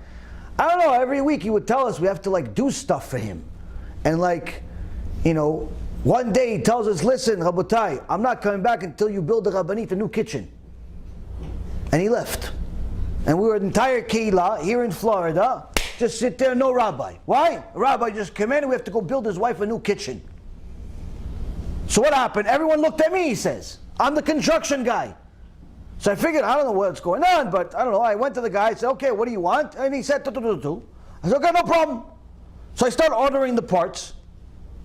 And we worked, me and my team worked. I don't know, I guess it was really important for him. He came back to teaching us, everybody was happy. Oh, chazak u'baruch, good job. Okay, so we started building. So after a couple of weeks, a week of work or whatever it was, I came to the rabbi, I said, okay, rabbi, here you go, I gave him the bill. And I gave him a discount. I didn't make any money out of it, just to cover the cost of the parts. I didn't even charge for labor. And the rabbi looked at me and goes, what? What do you want? I said, the cost, rabbi, the cost is $26,000. Why are you giving it to me? Give it to the keilah. They can pay for it. Say, I'm not paying for it. You can pay keilah. I said, you serious? He said, what do you think, this is the worst thing? And he started telling me a list of things this horrible person that called himself a rabbi is pretty much putting the keilah in a situation where they don't know any different. Most of them are either newly religious or just simply naive. And the rabbi says, listen, you have to do this for me, that for me, build this for me, build that for me, this, that. And we just thought, yeah, I guess this is part of being religious. But I got disgusted after this. I didn't mind doing some tzedakah, donating here and there, but once the guy didn't pay me almost $30,000, I said, what's going on here? There's no way this is religion. If this is Judaism, I don't want to be part of it. And he says, and you don't ask for anything. Why is there such a difference? Because, it's just not allowed. It's Chilul Hashem what he did. He goes, what's that? I started explaining to him, Chilul Hashem, this, that, Shem Yishmo. People don't know. People don't know. If you don't tell people right and wrong, they're not going to figure it out on their own. I have a woman. I mean, it's hard for me to even explain this. I have a woman, Baruch Hashem, today for technology. Why? Because if it wasn't for technology, many of these crimes wouldn't have any witnesses. She sent me a recording just a few days ago. It says, I'm visiting the city and I want to go to the mikveh. Why? It's the time of the month. I'm going to go to the mikveh, Bezat Hashem, to be with my husband. So I called the local place and said, okay, I want to make an appointment to go to the mikveh. Okay, the rabbi's going to call you back. Why? Why is the rabbi going to call me back? Oh, the rabbi's going to call you back. Okay, well, the rabbi going to call me back. Fine, no problem. So the rabbi calls her back. She thought it's a little strange. The rabbi wants to call her back. Usually you just call the mikveh. I want to make an appointment. And that's it, finished. It's a very, very personal thing. What do you want to do? Publicize it, maybe put it on a billboard. Sarah is going to the mikveh on such and such date at this time. For any viewers, you could wait outside. Like, what do you want? It's a very personal thing. What do you want? Why call back? It's already strange. So she was smart enough to have her husband listen to the call and record it. Ishtabach shimo. Mamash. The chokhmah of the Yehudim. So this rabbi says, listen, you want to come? Okay. When can I meet with you? So, excuse me? When can I meet with you? He goes, never. No, can you come to my office today? No, I'm busy. What about tomorrow? No, I'm not coming. Why? When can I meet with you though? I need to meet with you too, if you want to come to the mikveh. No, I can't. I'm a busy person. I just want to use the mikveh. That's it. I've used the mikveh all over the world in different places. Like, why do I need to meet with you? Why? We have a custom to meet people before they use our mikveh. She says, why? Why do you want to meet with me? I'm not moving here. I'm not part of the keilah. No, it's for precautions. And so the husband picks up the phone. He says, "What precautions? I'm the husband. What precautions do you want? What do you want? This is against halakha. What do you want to see my wife for? What do you want to meet my wife for? For what?" He hung up the phone on him. A second he asked him, "Why do you want to meet my wife?" The husband asked him, "Why do you want to meet my wife?" The guy the rabbi, the fake rabbi, hung up the phone on his face. I have the recording on my phone. Why? He got caught red-handed. You want to meet some woman that wants to go to a mikveh? You rasha merusha? This, Rabotai, unfortunately, is the dirt we have to talk about. You know why we have to talk about it? Because it's happening. It's happening all over the place. A group of women in Eretz Yisrael found that there's cameras in different mikvehs. Cameras in the women's mikveh, recording people. Shem Yishmor. If the people that are running the place are not 100% Yirei Shamayim Jews, you have to run away. Why? There's sick people in the world, with or without a beard. With or without a beard, you have to be skeptical. Why? This is what's going on in the world. This is what's going on in the world. I'm sorry to tell you this filthy stuff, but I have to warn you. Why do I have to warn you? Number one, to let you know what's going on. Number two, to let you know that what's right and wrong. Like if the rabbi tells you, listen, I want to meet with your wife before she goes to the mikveh, run. Run. There's no reason for a rabbi to meet your wife before you go to the mikveh. There's no reason. In fact, there's no reason for him to meet her, period. She wants to meet somebody, meet the rabbanit. The balanit from the mikveh, no problem. The rabbi wants to meet for what? For what purpose? This is a minhag from 500 years ago that some hold by, but trust me, it's not the reason. Especially after you hear the recording. And if it was the reason, why'd you hang up? Why'd you hang up? I had one woman tell me that she was scared of the conversion. I said, why are you scared? She said, I don't know, because the other teacher that I had in the previous community told me that they have to check me before I go to the mikveh. I said, who? What?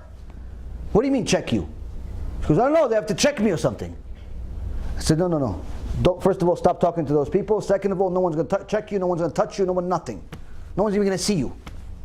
She goes, what do you mean? They kept emphasizing, checking. No one's checking. She was so uncomfortable, she didn't know. She started crying, poor woman. To my wife. She was talking to my wife, telling her to check it. My wife came to me and said, you know anything about checking? I said, checking who? Checking what? Checking if she passed the test? She goes, no. Some strange things are happening in communities. Why? Because no one brings this up. No one wants to talk about this dirt. Trust me when I tell you, I rather talk about sweet, beautiful divrei Torah. But unfortunately, this is what we have to learn. This is the low generation that we're in. We have to talk about this. Why? People don't know. So when people don't know, they go and they become victims, and they only realize years later. What do you think? All of those kids that are victims of pedophilia knew that there was something wrong with it? No, they thought that this is what you're supposed to do. Yeah, the rabbi likes me. He wants me to come to his house all the time. and he likes to pet me, and he likes to this and likes to that. By the time the kid grows up and he's 15, 18 years old, and he realizes that he's been sexually molested for the last 5 years, it's already too late. He's traumatized forever. Why? Because no one talks about it. He even hears Manus Friedman make fun of anybody that was sexually molested. So, big rabbi, 40,000 viewers, says that that it's a joke. That what are you, a victim? Well, you're so holy, no one's allowed to touch you. So not only is there a no permission to talk about it, but on top of it, if you do, they make fun of you. So that's what you have to understand. When a person causes the public to desecrate Hashem's name by such examples I just mentioned, and unfortunately many, many others, that person is on Nidui. Now, the halakha continues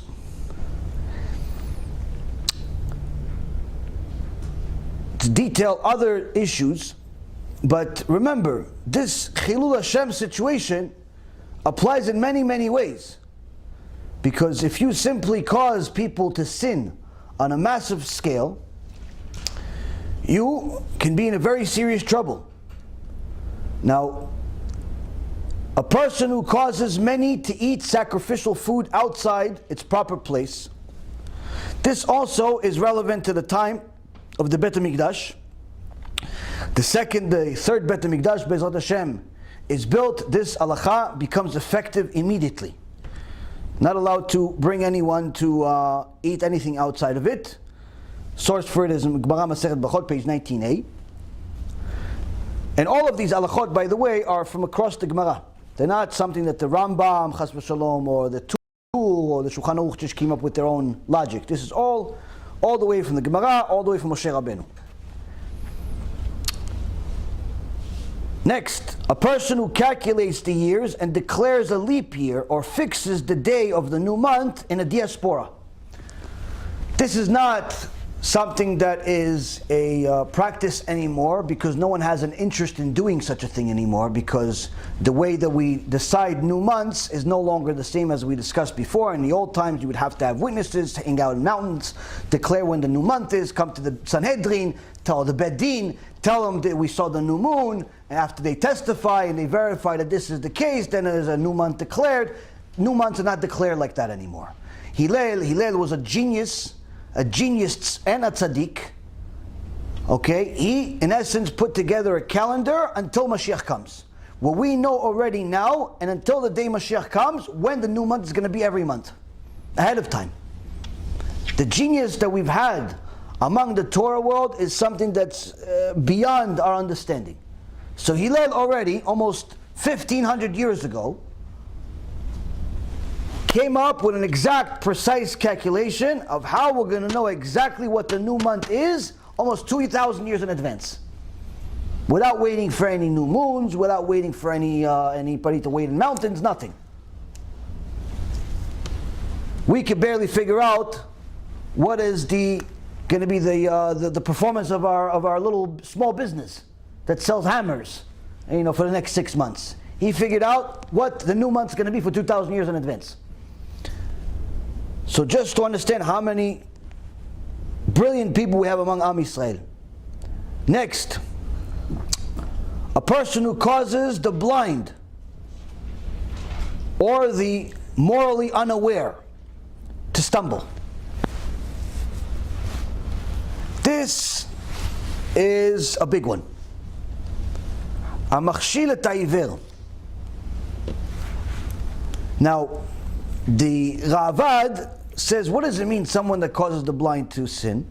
And the Ravad, on his commentary on the Rambam, says, if a father hits his adult son, that's an example of somebody that's putting a stumbling block in front of a blind person. Why? Because we learn from the Shifcha of Rebbe Kadosh that she saw a person hitting his older son, and she says, you are going to be on ben. Why? Because your son is not a 10-year-old, 8-year-old, 6-year-old kid. He's an older person. He's an adult already. You're hitting him, and now he's not going to take it. You're putting him in a situation where he's going to want to hit you back. So you're putting a stumbling block already. He's not. If he's 6 years old and he's still scared of you and so on, that's different. But he's a grown man already. You start hitting him like he's a little kid. You're putting him in a situation where he's going to want to hit you back. And even if he doesn't hit you back, you're still a sinner. Why? He's an adult already. So the Rabbah says that's an example of somebody that puts a michshol, a stumbling block in front of a person. Now, the issue is not just with the physical. I mean, first of all, you should know, as far as an adult, some of the Chachamim paskin that somebody that's 22 years old, if you hit a 22-year-old person, then it's already, you're putting a situation where you're making a sin, because your son already at that point, is already feels like he's his own man. You can't hit him anymore. Some say even younger, but the point being is that a father needs to be very, very careful before he becomes violent with his kids, even if he can justify it according to his mind. If they're already older, you can't use those same tools. And even if you use them correctly when the kids are younger, it should never be hitting to hurt the kid. Like if you have to spank your kid, your 5-year-old kid that did something wrong, never hit the kid out of anger. If you're angry, don't touch them. Don't touch them. If your fists are closed, go punch a wall or something. Go punch yourself in the face. Don't hit the kid with a closed fist. Like if you're hitting a person to hurt them, that's a sin. That's not chinuch. That's not discipline. Like if there is going to be, like you're trying to inflict damage, that's not discipline. That's not discipline. Yes, you can flick the kid a little bit, get him to, get his head straight, but the second you are angry and you're in essence trying to hit them like they're an enemy, like you're trying to hurt them, that's not discipline. That's a sin. Torah says you're a rasha. You're not a tzaddik at all. But especially as the kids grow older. But that's on one example. Another example, Rabotai, is the Rambam writes here that causes the blind to sin, to stumble. This also is referring to someone that's unaware, meaning unaware of what is right and wrong. And if you are a teacher and you tell people things based on your own logic, like one of the people on the list, he decides that, listen, even though the Gdolei Ador says that you have to rely on the Kashrut organizations, they are toiling and working to make sure that certain things are followed and procedures are followed and ingredients are used in order to have kashrut. And they have symbols on all different types of food to let you know if this food is kosher or if it's not. If it's, let's say, something like a medicine or a vitamin, sometimes it doesn't need kashrut. It doesn't need kashrut. Even though I personally only buy from koshervitamins.com, because they happen to have kosher stuff, but it's not necessary in all cases, meaning that sometimes you're going to have a vitamin or a medicine of some kind that has things that are not kosher in it, but you're still allowed to consume it because it doesn't have taste. It has gelatin in it, which is not kosher, but it doesn't have taste, or perhaps has bad taste, which means that the gelatin itself was destroyed to the extent where even a dog wouldn't eat it. So it's no longer food, therefore the kashrut is no longer applicable. But sometimes people want to start applying their own logic to kashrut, like one of the Reshaim in the list, and he says, listen, these kashrut organizations, it's all a scam, it's all about money. We already learned, I learned from my rabbi, I learned from this, I learned from that you could just pretty much tell me what the ingredients are on the box, and I'll tell you if it's kosher or not.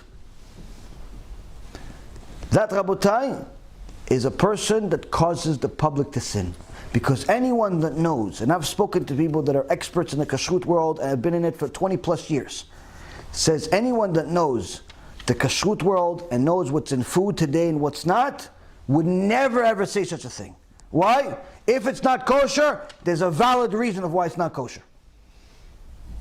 There's something in it that you have to run away from.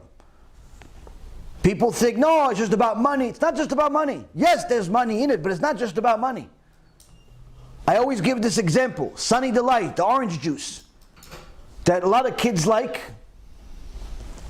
wasn't kosher for many years.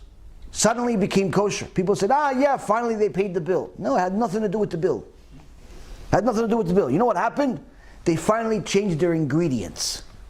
For all the years that Sunny Delight orange juice was not kosher, it was because they were using an ingredient that would make their orange juice more yellow and therefore more attractive. Now this is fine for the market, for the non-Jews, no problem. But for the Jews it was a problem. Why? Because that ingredient was crushed beetles. And we're not allowed to eat crushed beetles. Goyim are allowed to eat crushed beetles. They're allowed to eat pretty much everything as long as it's dead.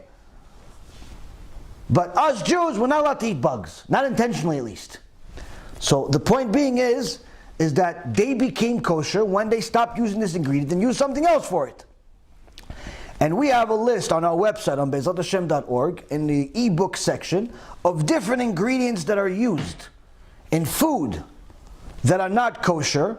And you'll see the food that's not kosher, whether it's Doritos or it's different types of chips, things that you see like, why is this not kosher? It's just Doritos. It's just potato chips. It's just bread. It's just this. It's just that. No, my friend, it's not just that. They're using certain ingredients in it that if the second you know what they are, even if you're not Jewish, you don't want to eat them. Like if you see this list, it's completely hideous. Hideous what they use in food today for the sake of taste.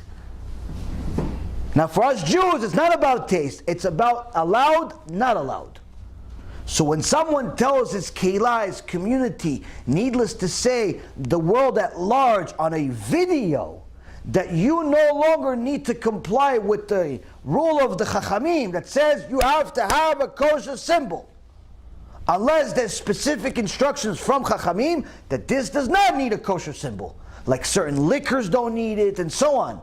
Unless there's specific instructions that you don't need it, you have to have it.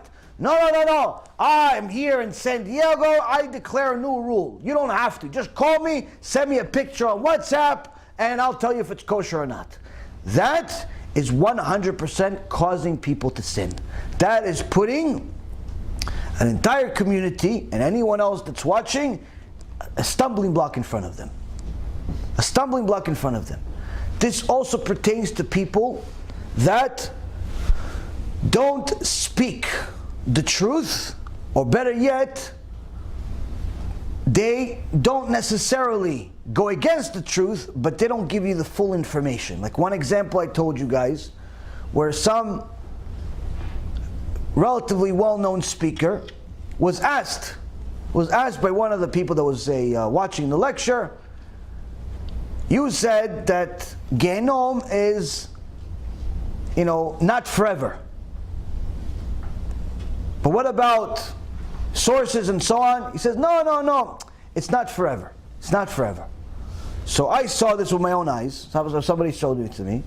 And I was disappointed because until this point he was, wasn't known as a kofel. So I asked him, I called the guy. I asked him, listen, you said here that Gehenom is not forever, but the Sha'ar HaGemul, the Ramban, 900 years ago, says it is. The Gemara, Masechet Rosh Hashanah, page 16b, page 17a, says it's forever. For certain people, not for everybody, for certain people. Many poskim say it, the Reshit Chochmah, and so on and so forth. He goes, well, it's not really forever. And I said, wait, okay, he's changing the language. So hold on a second. Wait, are you referring, he wasn't speaking clearly to me either. So I had to dissect what he said. Wait, hold on a second. Are you implying the Kabbalistic teaching that technically, since there's a chelek Elokim mimala, there's a piece of Hashem, if you will, in every Jew, that technically that piece will never be destroyed, it goes back to the source, so technically it's not going to go to Gehenom forever, it's just that other piece, it gets destroyed after a zillion years of being in Gehenom. That's what you mean? Because see, it's not forever. That's putting a stumbling block in front of people. Why? Because when you tell people, somebody says, is it forever? And you simply give a vague answer of no, when you know that the answer should actually be more elaborate, and say, no, it's not forever, but it's a really long time. Like it could be 1,000,000 years or something. Or it could be pretty much until the soul is destroyed. For all intents and purposes, to the average person, that might as well be forever. But you saying no, that means, okay, so it's just nothing then. It's like a week, it's like a day, it's like not a big deal. You've minimized the Torah. That's putting a stumbling block in front of people. And it's a problem. And it's happening constantly.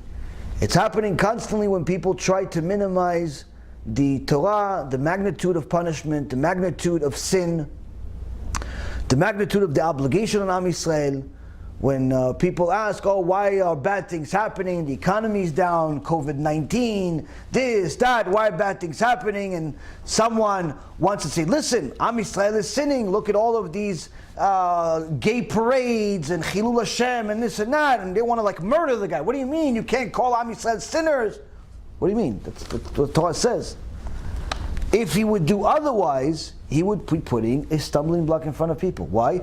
That's your job as a Chacham, is to let people know what's happening and why it could be happening according to the Torah.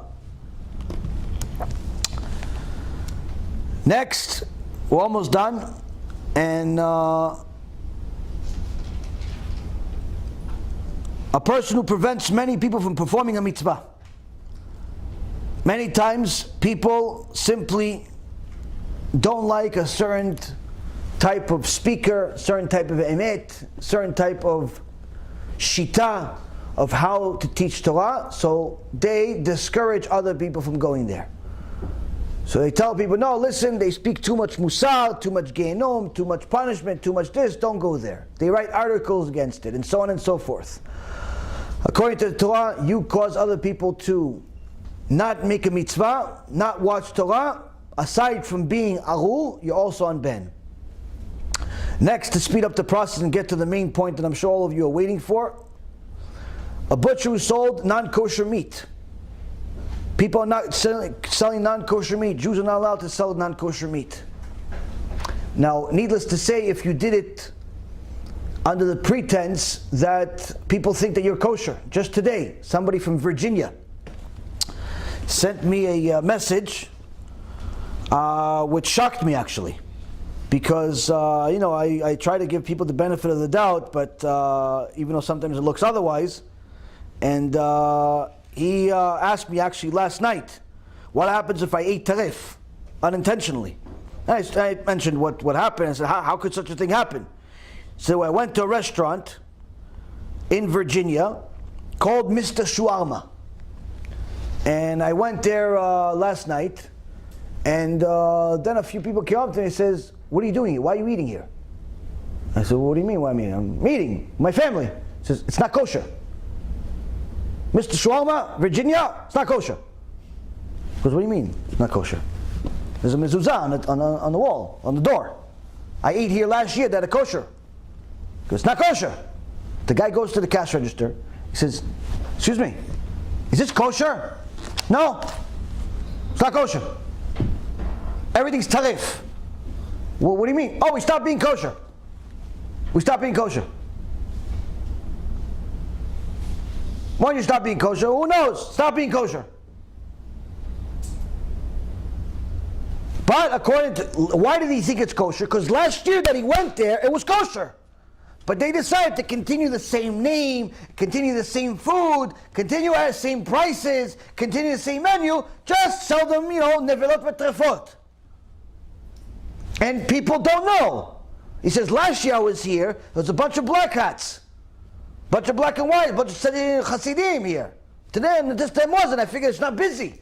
But I find out it's not kosher and people don't know. And these people care less. The Israeli owner cares less to tell you and warn you, hey, listen, you have a kippah on. Don't eat here, it's not kosher. You know why? He likes your money more than your neshama. I have some other Rasha that I know from New York. had a kosher shawarma place, falafel place for years. Decides it's not profitable enough. What did he do? We're not going to sell kosher anymore. Same menu, same everything. Not kosher anymore. So what are you doing? You're not allowed to sell not kosher. Listen, business is business. Okay, Genom is Genom too. Problem is, you're selling a menu, you're selling a certain name, you're selling a certain things, you have a certain presentation about you, because you're Israeli, you're a Jew, people assume you're kosher because you've sold kosher for X amount of years. What are you doing? On top of the fact you're putting a stumbling block in front of people, you're also unbanned for many other reasons. The Torah specifically says 3 times, you're not allowed to deal with milk and meat.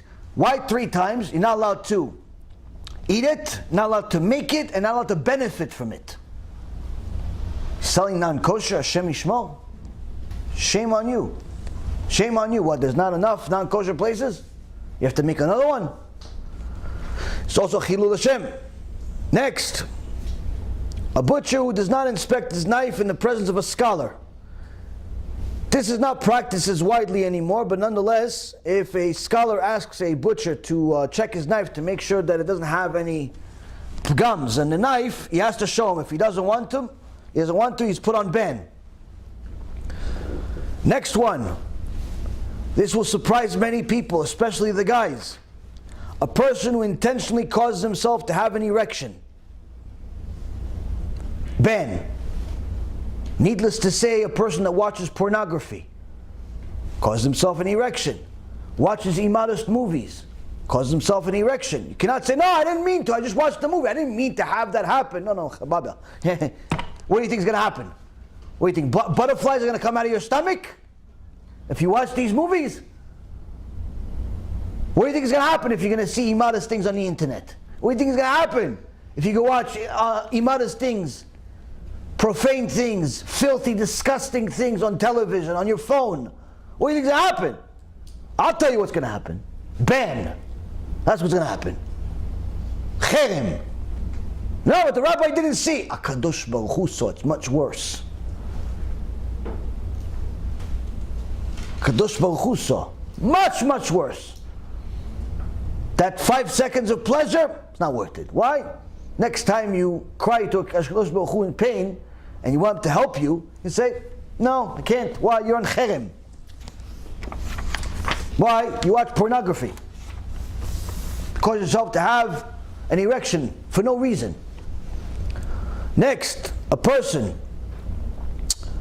who divorced his wife and then entered into a partnership or business dealings with her, which requires them to come into contact.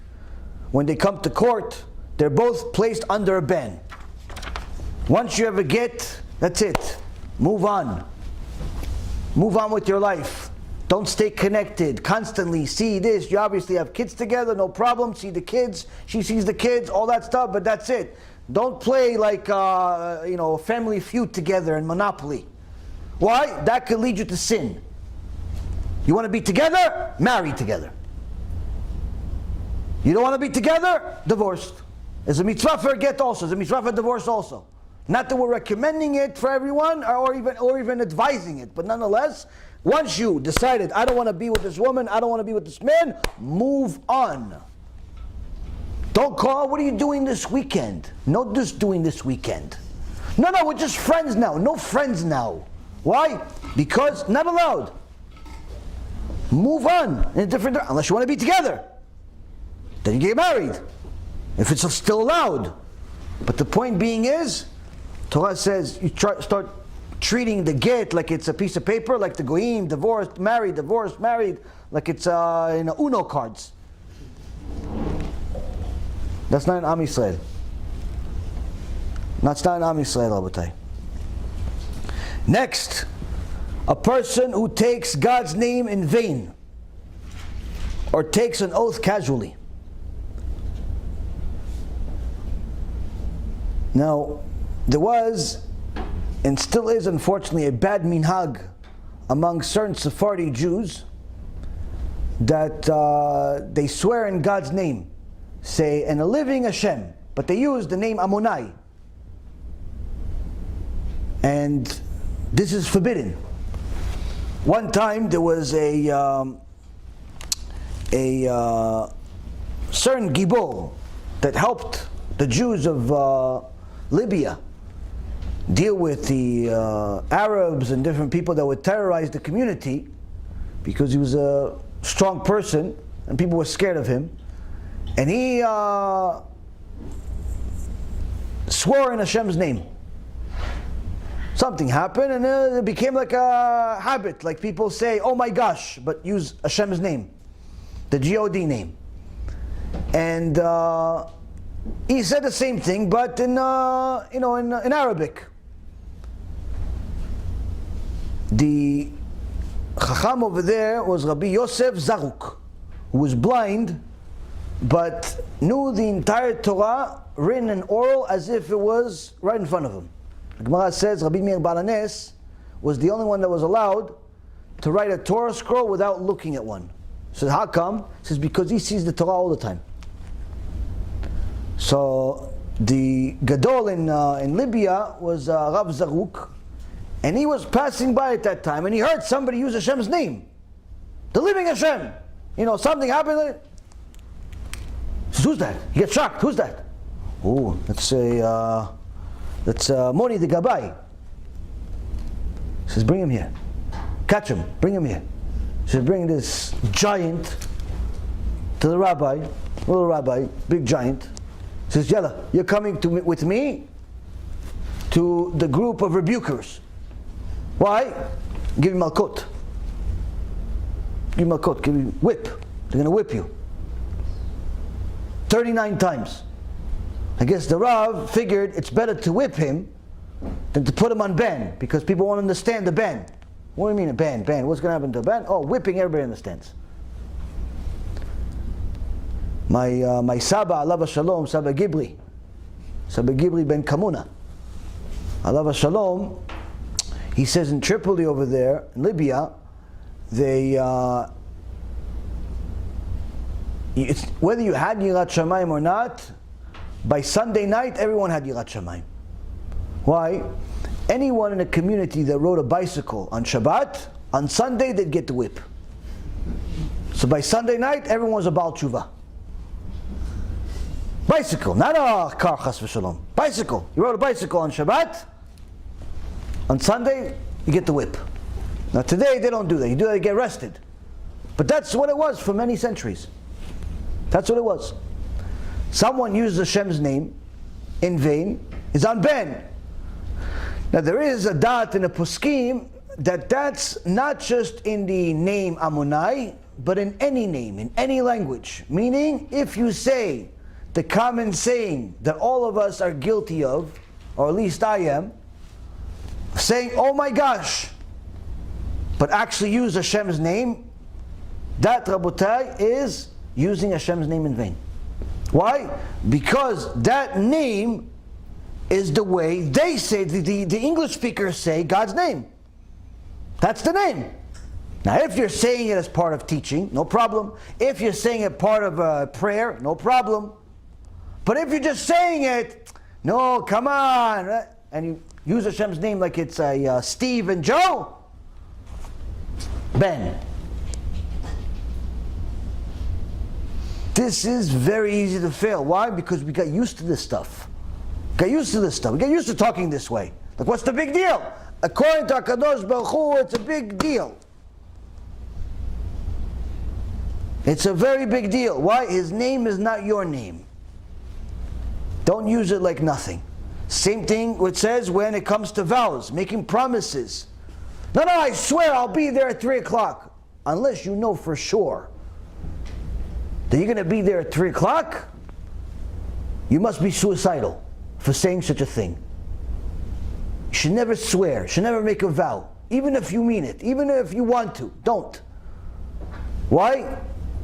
Kadosh Baruch Hu says don't do such things. You're putting your life on the risk. The Gemara says people that make vows and don't fulfill them, Shem Yishmol, the Hashem can take their kids. It's not a joke.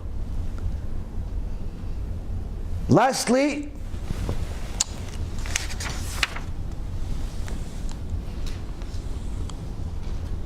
scholar whose reputation is unsavory.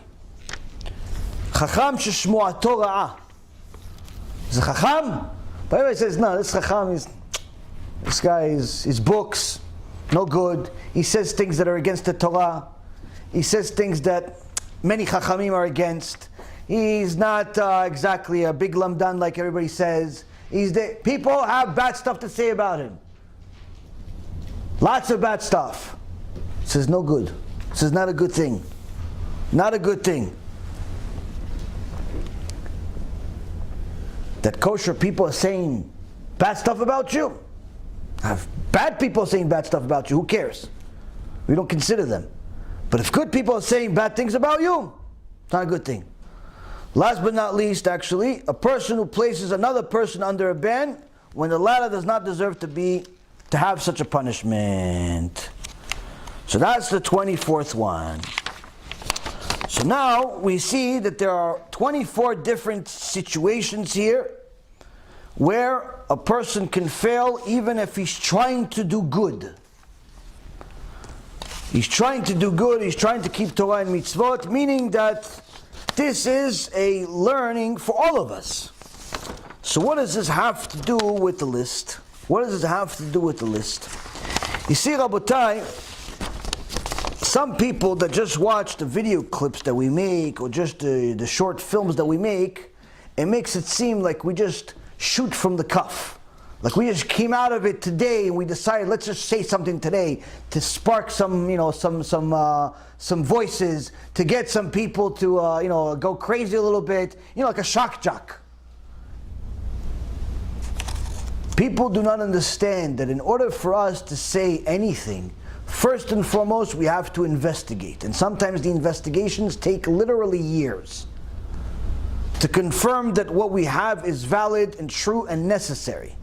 Second, we have to validate it. We give it to my Rav, Talmidei Chachamim aside from him, verified, Dayanim, and so on. And until everyone agrees, this is not only a problem, and what you're saying not only is true, but at this point it's an obligation for you to go and tell people about it. Why? If you don't tell them, you take on the sins, because you now know and everybody else doesn't. You know that this person is a massive murderer, even though he has a costume of a clown. And you don't tell people, guess what? He's going to continue murdering people. So yes, he's guilty, but so are you by being quiet. So sometimes that takes a long time. Many times it does. And by the time we say it, it's not an opinion. It's not even something that we're second guessing. So when we're mentioning any of these people, that means that there's enough evidence to show this is the case. And again, not evidence just determined by me and my little opinion, but rather by people that are much greater than I can ever be. Now, at times, like I said, the things are more obvious. Like for example, when this apikoros from New York decided to follow what Ephraim Goldberg did a few years ago and bring a reverend to his synagogue. You don't have to be a genius in halacha to know that that's forbidden. When Ephraim Goldberg himself brought or tried to bring the Christian missionary or Catholic missionary to his shul, you didn't have to be a big halachic genius to know that's forbidden. When the Chabad in Atlanta did the same thing recently, brought a reverend or a Christian reverend to their shul, you don't have to be a genius to know that's forbidden. Why? Halakha says it's forbidden. It's forbidden to be within 4 amot of those people, 6 feet of those people. This is completely forbidden. On top of that, it's chilul Hashem. On top of that, it's desecration of the Torah, and so on and so forth. It's putting a michshol in front of people. So when it came to people like Ephraim Goldberg, there's nothing really to second guess. Why? He's continuing to deny any type of guilt because he's continuing to invite heretical people or idol worshippers to his community. Right now, the only reason he's not inviting them is because the shul is closed. But for all intents and purposes, the second it opens up, you're going to have different apikosim and heretics come to a shul on a regular basis. Now, when he was asked, how come you bring such people, by several different people, he says, this is what my crowd wants. If this is what your crowd wants, it's your job to make them not want it. Not to feed the monster what it feels like eating. So if the monster wants to eat people, you're going to feed him your kids? No, you have to tame them and teach them the Torah that you learn in yeshiva and tell them, no, Christianity, heresy, immorality is not for the synagogue. It's not for Am Yisrael. If that's what you want, it's not going to be here. It's not going to be here. When you're appeasing the crowd, all you're doing is fulfilling the prophecy, Pnei Ador ki Pnei HaKelev. Face of the generation is the face of a dog. That's not an excuse to continue bringing heretics to your shul, idol worshippers to your shul, and sacrifice 1,000 families for the sake of unity. What unity? Everyone's going to have Genom together? What unity is this exactly? What unity is this? No, but they like it. Yeah, because you're not telling them there's anything wrong with it. I lived in a community for 3 years. I saw the keilah and how it was deteriorating on a week-to-week basis. 200-300 cars driving on Shabbat, parking right next to the shul. No, but everybody pretends it's not happening. Why? There's a $5 fence separating the shul from the parking lot. But they don't tell everybody in the world at YU and at OU and all these major organizations that they're involved in and everybody else that there's a security guard making sure no one steals the cars that they pay for in the parking lot. They don't tell you that. It's a complete desecration of HaKadosh Baruch Hu's name to have such a person as a rabbi. Why? You have a role. Your role is to bring your keilah up. Up! Not to go down with the Torah. Aaron HaKohen, Rodef Shalom, it says in the Mishnah. Chased peace. But how did he chase peace? Everybody says, Aaron HaKohen loved everybody. He was a chassid. Yeah, you know how he did it? He brought people to the Torah and not brought the Torah to them. Why? Torah doesn't go down. You bring people up. Your people want Christians, teach them Christians are forbidden. Your people want heretics, teach them not under my leadership. You don't like it, fire me.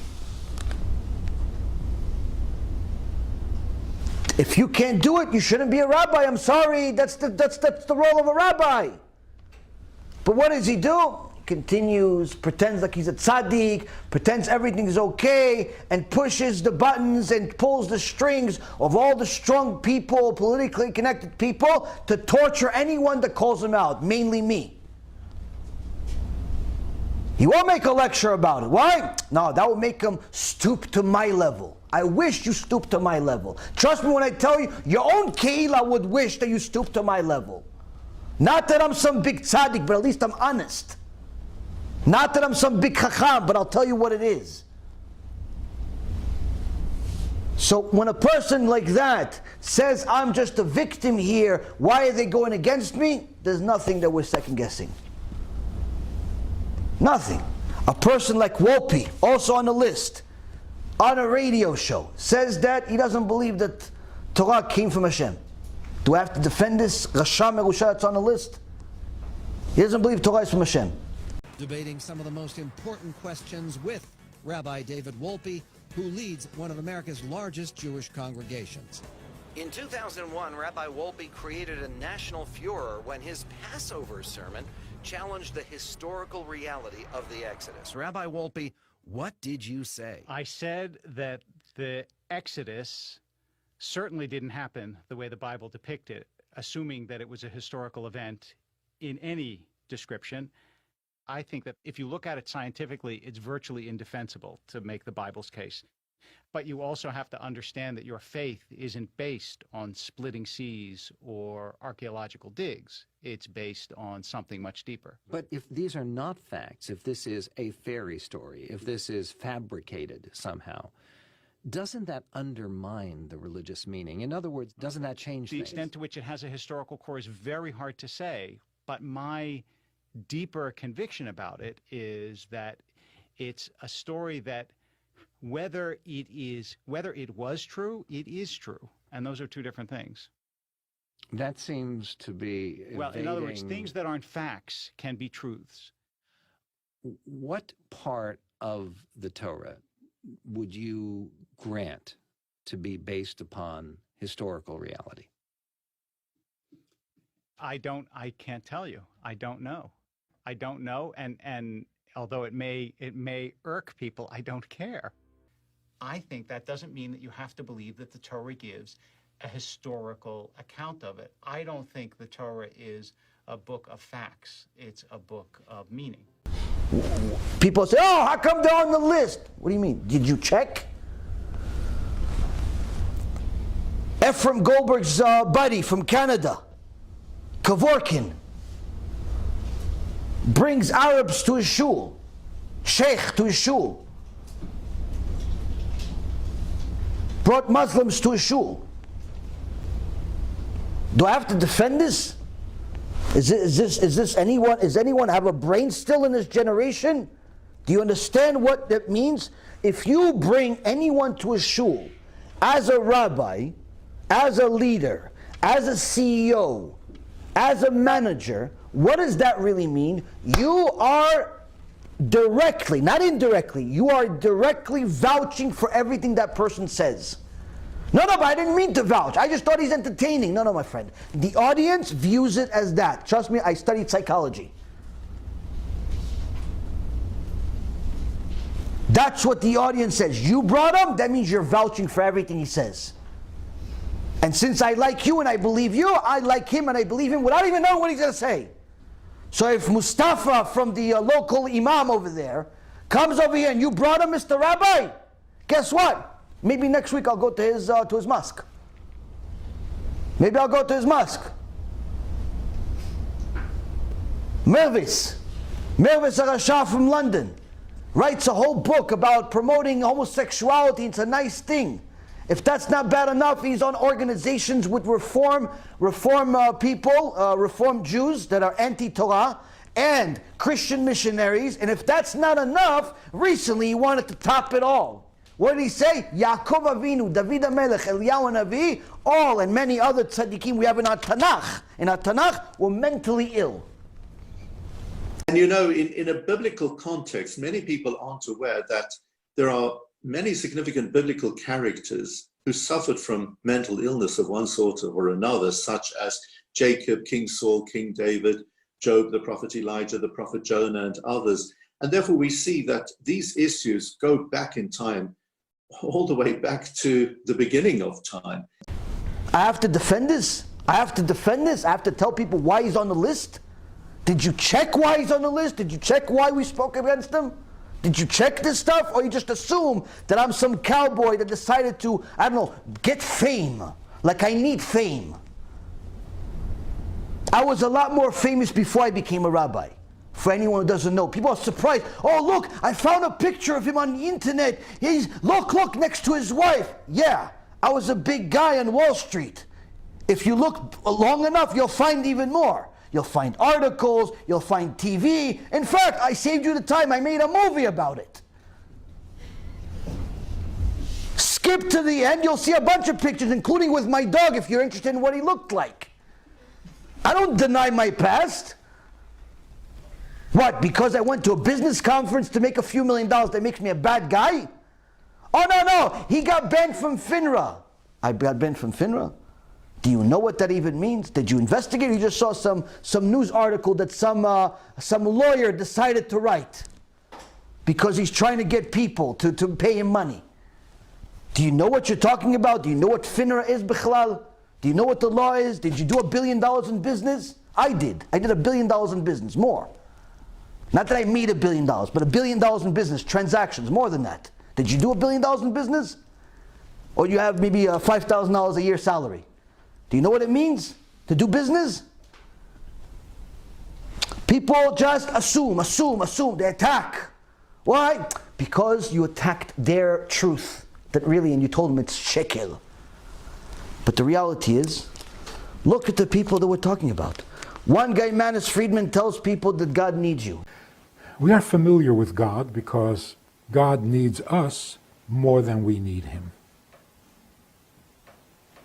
And that's why commandments, 10 commandments, that translation has ruined everything. As soon as you say God has commandments, he's no longer friendly. He's not the one who's needy. Now you got to watch your step because you violated a commandment. That's not Jewish thinking. Jewish thinking is, when God spoke to us at Mount Sinai, he wasn't telling us what we must do, he's telling us what he must have. The kind of world he needs and the kind of world he envisioned when he created it. So God revealed himself. That's why it's called revelation at Mount Sinai. If we could get this into our thinking, into our educational system, we need God. If he created us, then who needs whom? How did we become the needy ones when he created us?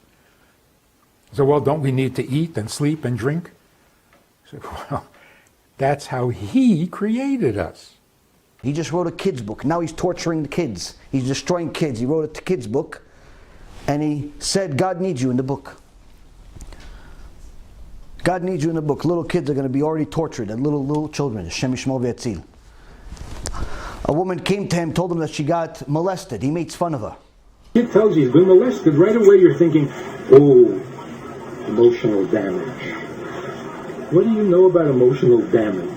If a kid comes to you and says, I was molested, you open up the Shulchan Aruch and say, let's see, what's the Aveda? What does it say in Torah if you are inappropriately touched? You know what it says? It says, don't do that. Go home now. If a kid would come and say, this uncle or this counselor is touching me, you really, don't go with him. Not nice. Not nice. That's all. There would be no damage. There would be no trauma. There would be no dropout. The problem is, we tell children how bad certain things are, and then we don't tell them how to handle bad. Midal Rebbe had to write a whole Tanya to convince people, if you have a machshava zora, don't freak out, you're not a tzaddik. It's okay. You're going to have a machshava zora. You have a nefesh alikis, you have 10 keches aliki, what? And you're freaking out over a machshava zora. What is it? You're giving Ra too much credit. I could open an office and be busy full time just telling people who have been molested. So, nobody's allowed to touch you. What are you, holy? So you were touched. That's it. So I said to this girl who was really, her family comes from Russia, I said, what do you think, you're the only one who's molested? Do you think your mother and grandmother back in Russia made it through their teenage years without being molested by a sheikh? So what, they stopped life? They wouldn't get married? They wouldn't raise a family? What are you so fragile? What happened to you? He tells people there's no punishment. Everyone goes to Olam Haba. So what is it like to be in hell?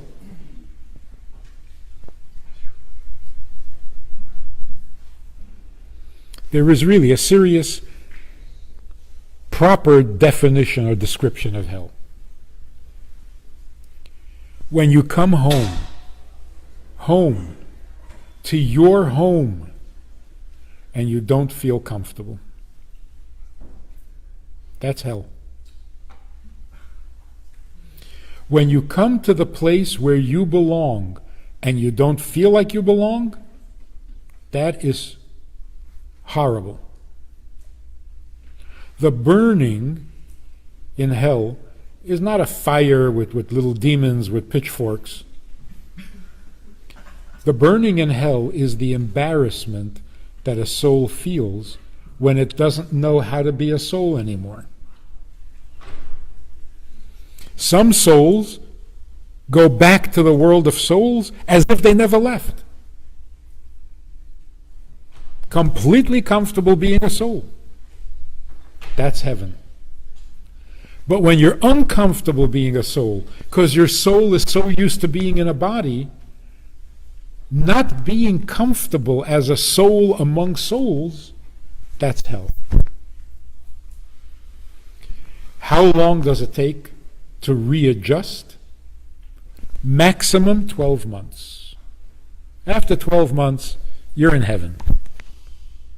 Hashem owes us an apology.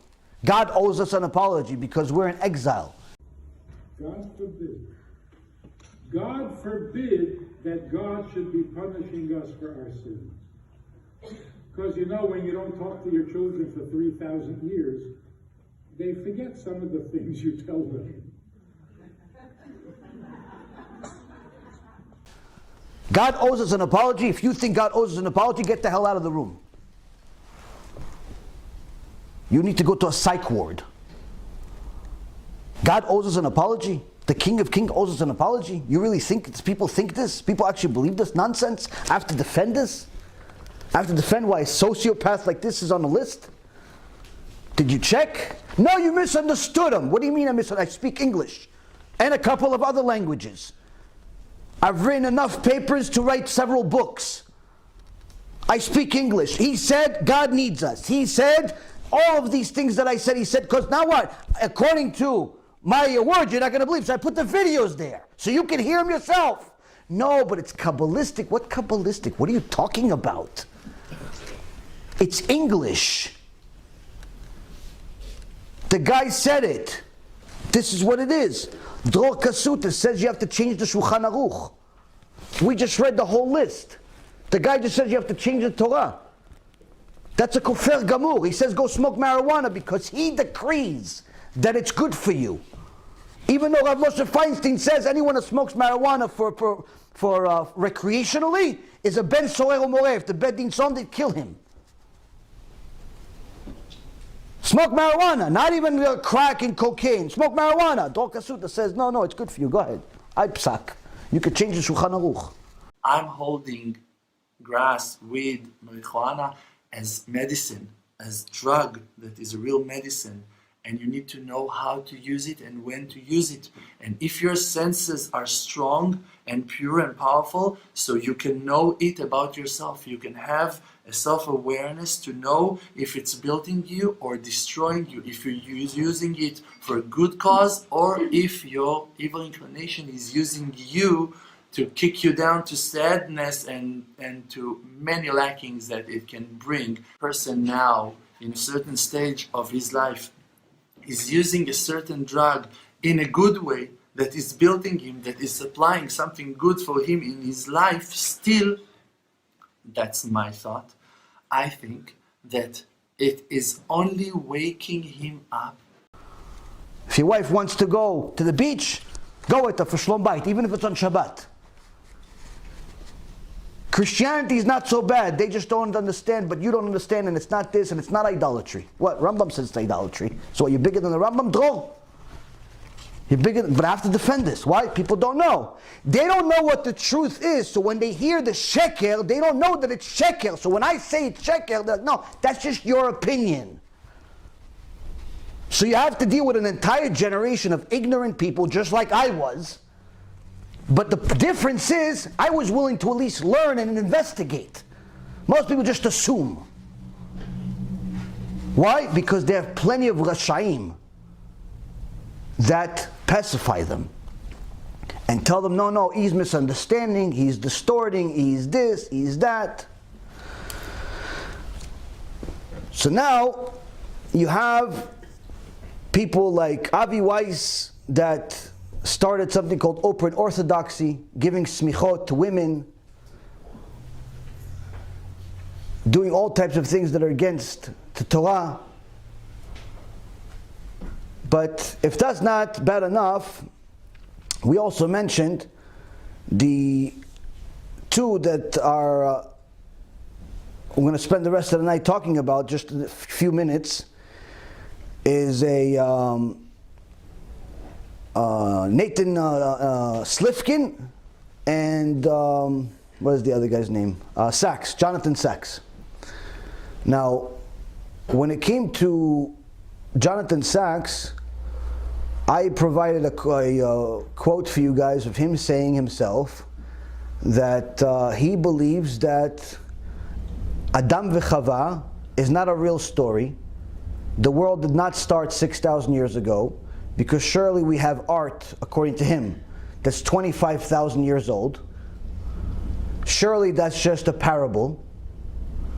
And Chava was a wench, which is the British word for prostitute.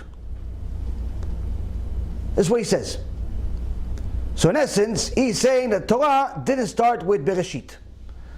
But what about Adam and Eve? I mean, what do you think about that? Is that symbolic or literal? Well, Adam and Eve is clearly a parable because there was no first human, and there may have been a mitochondrial Eve, but I mean that was somewhere else and in another country, and besides the wench is dead. Exactly so.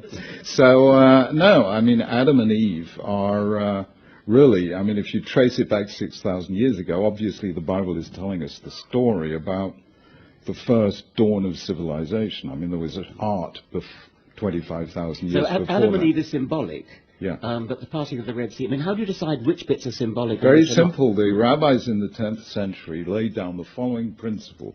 If a biblical narrative is incompatible with established scientific fact, it is not to be read literally. That's already enough to put him on a public cherem. Doesn't matter what else he said after that. He can say everything else is good. Everything else is emet. The second you said that, finished. But he didn't stop there. He didn't stop there. He also wrote in his book that Jews are not the only one that have the emet. The other religions have emet. And I brought you Rav Elyashiv's psak with other chachamim that put his books on cherem. They said these books are against the Torah. These books are against the Torah. Now the one thing that I could have been mistaken about, I'm still not sure, but it's very possible I was mistaken on, is that I understood from that same debate he had with the heretic, with the other heretic, the famous atheist, that he also meant that the Kriyat Yam Suf, the splitting of the ocean, was also a parable. Was also a parable. But further research shows that maybe he didn't say that, and perhaps I'm wrong. And I'm more than happy to admit I was wrong. If that's what he actually meant, that it wasn't a parable, that it is Kriyat Yam Suf actually did happen. And I did say that he actually said that it's a parable. I did say that. That's a parable, because that's what I understood. If I misunderstood that, I'm 100% wrong. No problem, I admit it. Now, me being wrong about the second part where he says it really happened, doesn't make the first part right, though. Meaning, he still said, and no one is disagreeing, that Adam v'Chava never happened. That alone is a reason why this is a person you're not allowed to listen to. Why? He went against the Torah. It fits the description here. Listening to his lectures, reading his books, now you have a situation where the Gedolei Ador, Rav Elyashiv, went against him and told him you have to remove the books from the shelves. There was a Psak Din. What did he do? Nothing. He didn't remove the books from the shelves. He said, no, I'll revise it in the future, and I'll reword it, and I'll this, and I'll that, but he didn't remove it. Meaning there was a din. There was a din, he didn't want to follow it. Why? Hurt his pocket a little bit. Hurt his pocket a little bit.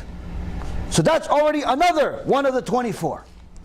Now, so again, if I made a mistake on the second accusation, as far as the Yetziat Mitzrayim, the Kriyat Yam Suf, that I believe that it was, he said it's a parable, and it's not a parable, he said it actually happened, but the first one, no problem, I admit, wrong, no problem.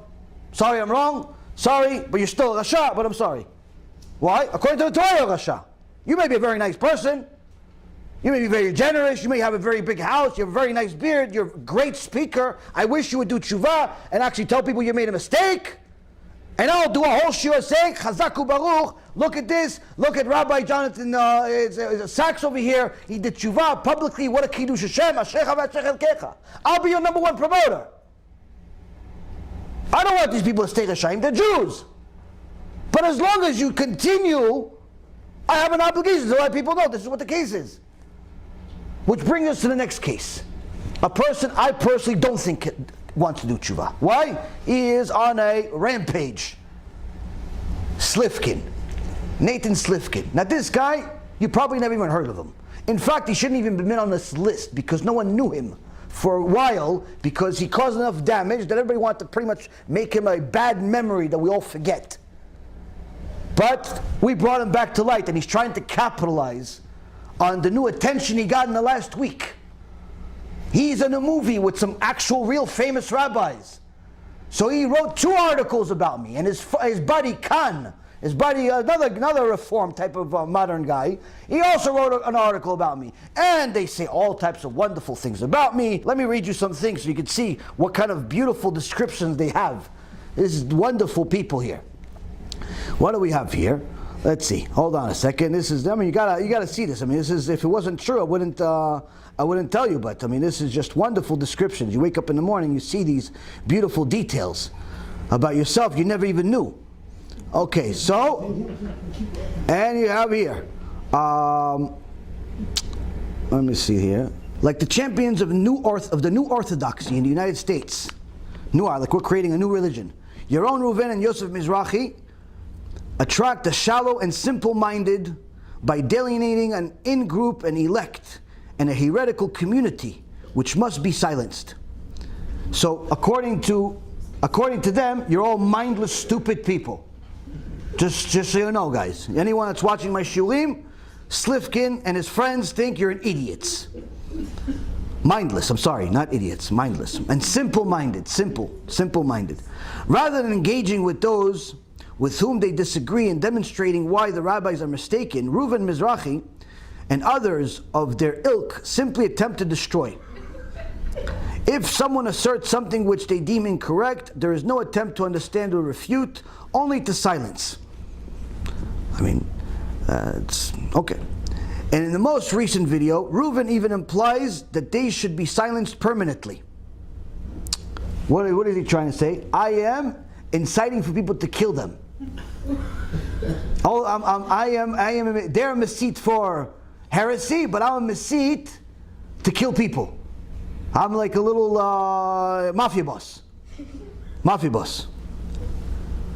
The fact that Reuven's dubious crusade is predicated upon misquotes and faulty logic makes his heresy hunting as mindless and as ignorant as it is sinister. So now you have him calling me a liar and a fool, all types of nice things. Sorry, I didn't study this garbage by heart. Oh, so he quotes me that according to him, 100%, that he says is everything he says is 100% true. If I ever said something that's not true, show me what I said and I'll fix it. Everything I say is backed up. Unfortunately, but hardly surprising, this is not at all the case. Okay. So first he quotes the thing I said about Rabbi Sachs, which Baruch Hashem we just corrected. I wonder what he's going to write about tomorrow, because that kind of ruins the first part of his article. Then he starts simply making fun of me, calling me fool, all types of stupid things. But I'm trying to look for something other really more interesting. Okay, so anyway, there's 2 articles. I just don't have the patience to go through the whole thing. But anyway, this chutzpan wrote 3 articles about me. He wrote an article about me 3 years ago, making fun of my lectures that were based on Da'at Torah about wasting seed. And he decided to listen to, somebody that nobody else knows, that says that wasting seed is not such a big deal, you could do what you want, and I'm just some paranoid person that's telling you that wasting seed is killing millions of people according to science because that's how many seeds you have. and he says that's all fanaticism and craziness. So he wrote an article about me several years ago. I just don't pay attention to this stuff because, your dogs bark. You don't, say, oh, what are you going to say? Nothing. So I don't care about me personally. Make fun of me personally, have a good time. I don't really care. But this chutzpan wrote another 2 articles making fun of me, saying all types of things about me. But if that wasn't enough, he has the audacity to send me an email. And he says, in your video, you claim that Rav Elyashiv and others put me on cherem, and that accordingly it is forbidden to count me in a minyan, and to do business with me, and even stand within 4 amot of me. This is absolutely false. The ban was only on my 3 books. I couldn't make this up. I'll show you the email. It's it's the most absurd thing, Only there is a ban, but it's only on my 3 books. As if it's okay that there's 3 books you wrote that the Gedol Hador says you're not allowed to buy and you should remove from the shelves. That's not a big deal. The biggest rabbi in the world says you're not allowed to buy this guy's books. That's not a big deal. No, but it's not me. It's not me, he says. The ban was only on 3 of my books. Rav Elyashiv was explicit that he was not making any ruling on me personally. I could forward you a letter on this from Rav Yaron Reuven, which is one of the Gedolei Hador in America, who met with Rav Elyashiv about this. And I must insist that you immediately retract and publicly apologize for this slander. So we ask him to give me a proof of this letter that he says that came from Rav Yaron Reuven, that says that Rav Elyashiv did not put him on cherem. What is provided? In the body of an email, he just put some text on it that supposedly came from Yaron Reuven that says, no, he wasn't referring to Nathan Slifkin himself, it's the books only, because there are some opinions that, I said, okay, but I need the original. I need a picture of the original letter. You could just type this up. Copy and paste it from some web, how do I know it's true? I need a real letter. Show me. That's when Gdolim write something. They don't write emails, hey, let me text you on Tuesday at 8 p.m. or on WhatsApp, you want to FaceTime. That's not how it works. If there's something that's halachically significant, there is a letter, there's a psak, there's a something. So he sent me something in the body of a man. Now again, it doesn't necessarily mean it's not true. It could very well be that Rav Yaron Reuven, that spoke to another chacham, spoke about him and said that Rav Elyashiv wasn't referring to Slifkin himself, it was just his book. Just his books. Not a big deal. Just his books. Just his books. You're just not allowed to buy his books. But here he's okay, you can still accept him in minyan. Let's say it's true. I don't believe it's true, but let's say it's true. First of all, he says that Rav Elyashiv was explicit. Well, Rav Elyashiv wasn't explicit, because if Rav Elyashiv was explicit, he would say it himself, but he didn't. But let's say it's true. Let's believe, let's give the Rasha kaf zchut. But look at the absurdity of the situation. To get to such a warped mindset, to think that having 3 books put on ban is not such a bad thing, that already makes your mind blow up. But what makes it worse is that if you remember the 24, which we'll go over briefly now, you'll see that he actually violated a lot of them. Why? Because Rav Elyashiv said, remove the books from the stores. Don't sell them anymore. And he didn't do that.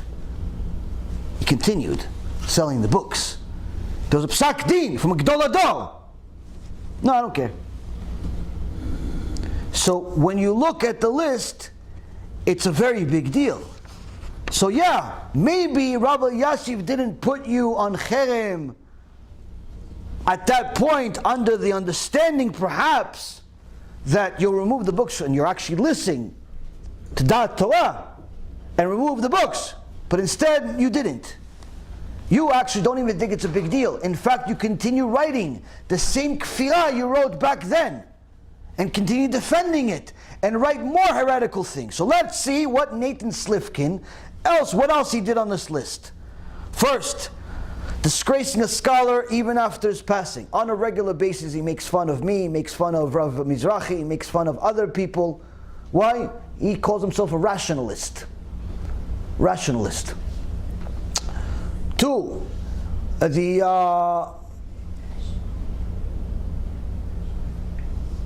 person who treats one point of rabbinic law with disrespect, needless to say, a matter of scriptural law.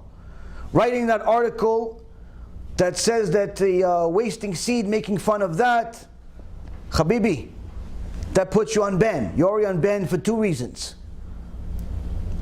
Now again, for the same, we're not officially putting on ban, but you qualify to be on ban, because of course these people, they pick and choose your words and they sect and so on.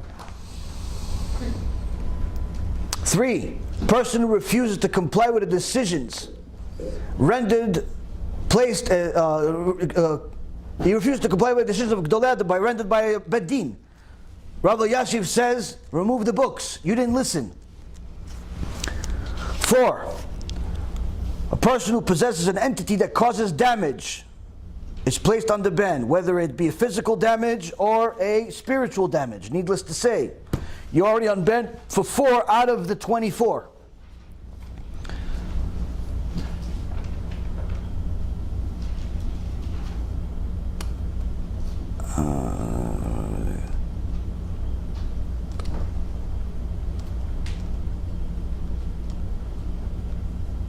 Five, a person who causes many to desecrate God's name.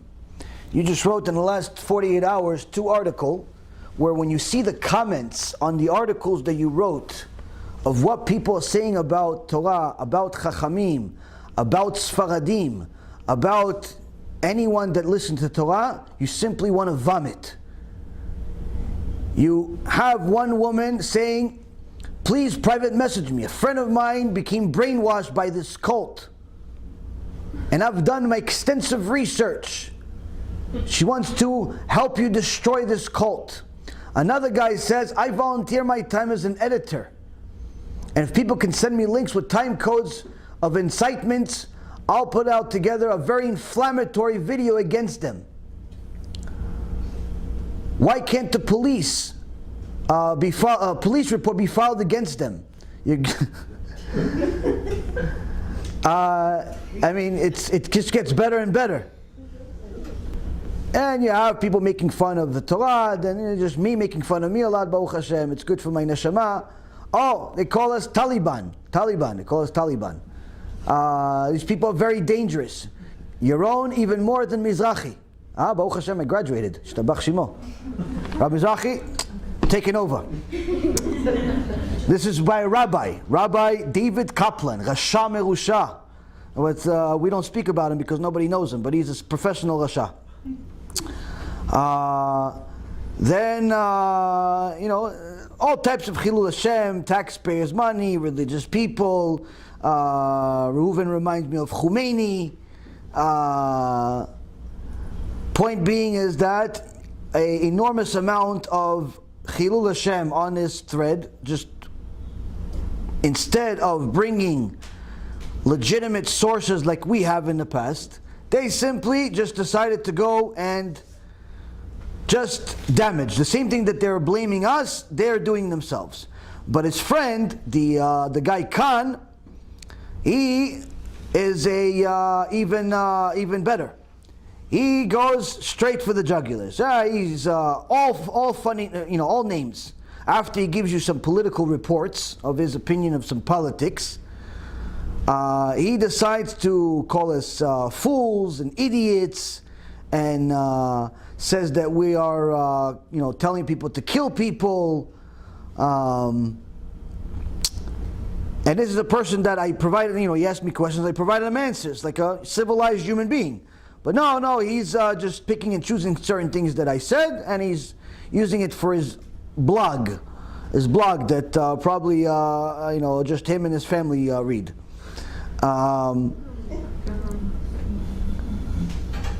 So, the point being here, Rabotai, is that I won't waste any more of your time listening to these things. So I have to correct 2 things.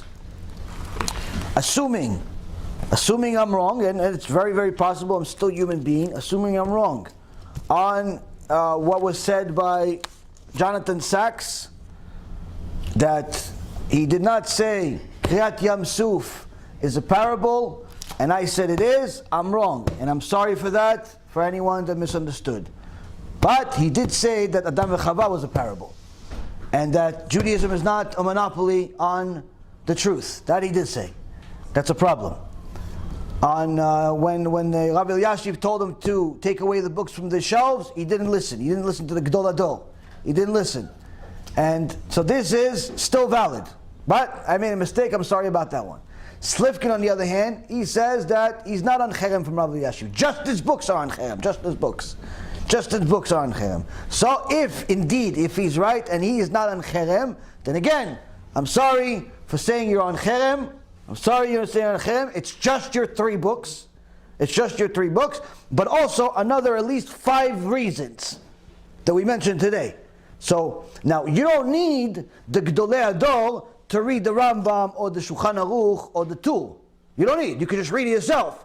And what we learned today is that you have at least a handful of reasons, aside from what we've already mentioned in the past, of why Nathan Slifkin should be on cherem right now. Now, the point of all this is to, number one, know what the truth is and what is not. It's not personal wars, it's not personal battles. If any of these people do tshuva, I would be the first. I would be the first to say Chazaku Baruch. But the truth is, Rabotai, it's very difficult. Very difficult to do tshuva after you've been wrong for so long. You got addicted to the sin. You got addicted to all the, all of the rewards of the sin. But those people that are supporting the sinners should know that supporting them is not a victimless crime, because the Sharet Shuvah says that supporting these people makes you a partner to the crime. Where the Sharet Shuvah in the 3rd gate, section 187 says, he will bear the punishment for the harm he caused to the person whom the sinner wronged, by justifying the one who sinned against him. And aside from that, he'll be punished for his false words. Meaning, every time these people say something bad and you supported them, you get punished for it because you supported them. And those who forsake the Torah, this is in section 189, the 3rd gate, those who forsake the Torah praise the wicked. For had he not forsaken the Torah, he would not have praised one who violates his words and abrogates its mitzvot. Even if he only praises the evildoer for the good that he possesses, speaking well of him to others regarding his upright qualities, this too is a sickly evil. This is by Rabbeinu Yonah 800 years ago. Meaning, even if you say, listen, Jonathan Sachs, Nathan Slifkin, Ephraim, anybody else on this list that is clear evidence they are going against the Torah and they're causing other people to go against the Torah on a public scale. You're saying, yes, they are, but they also do good. By saying that, you are supporting the evil, and according to Rabbeinu Yonah, that is sick and that is evil. And you'll get punished for it. You want to continue doing it? No problem. I hope this is the last time I'm going to speak about it. I think I've been clear enough about the issue. I don't think I need to necessarily repeat it unless there's new crimes, which something tells me there will be. But hopefully I'm wrong. I like to be wrong sometimes.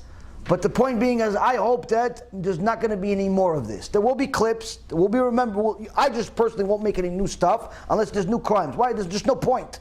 If you don't get it after all of these videos, then you're sick. I'm personally sick of talking about it. I'm sick of learning about it. I'm sick of proving it. It's just annoying already. There's just a lot more Torah to learn. But for the sake of the audience, whether they're haters or lovers, if we mention something, if we made a mistake, I mentioned what the mistakes are. You want to bring other mistakes that I made, B'ezrat Hashem, I'll correct those mistakes also.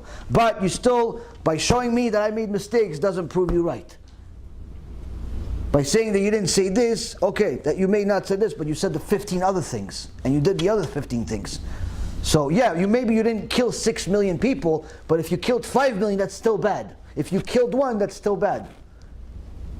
You understand? So that's what, you can't make your argument stronger by saying you're not as bad of a criminal as we thought you are, because in fact today, we found out you're actually worse than what we thought originally.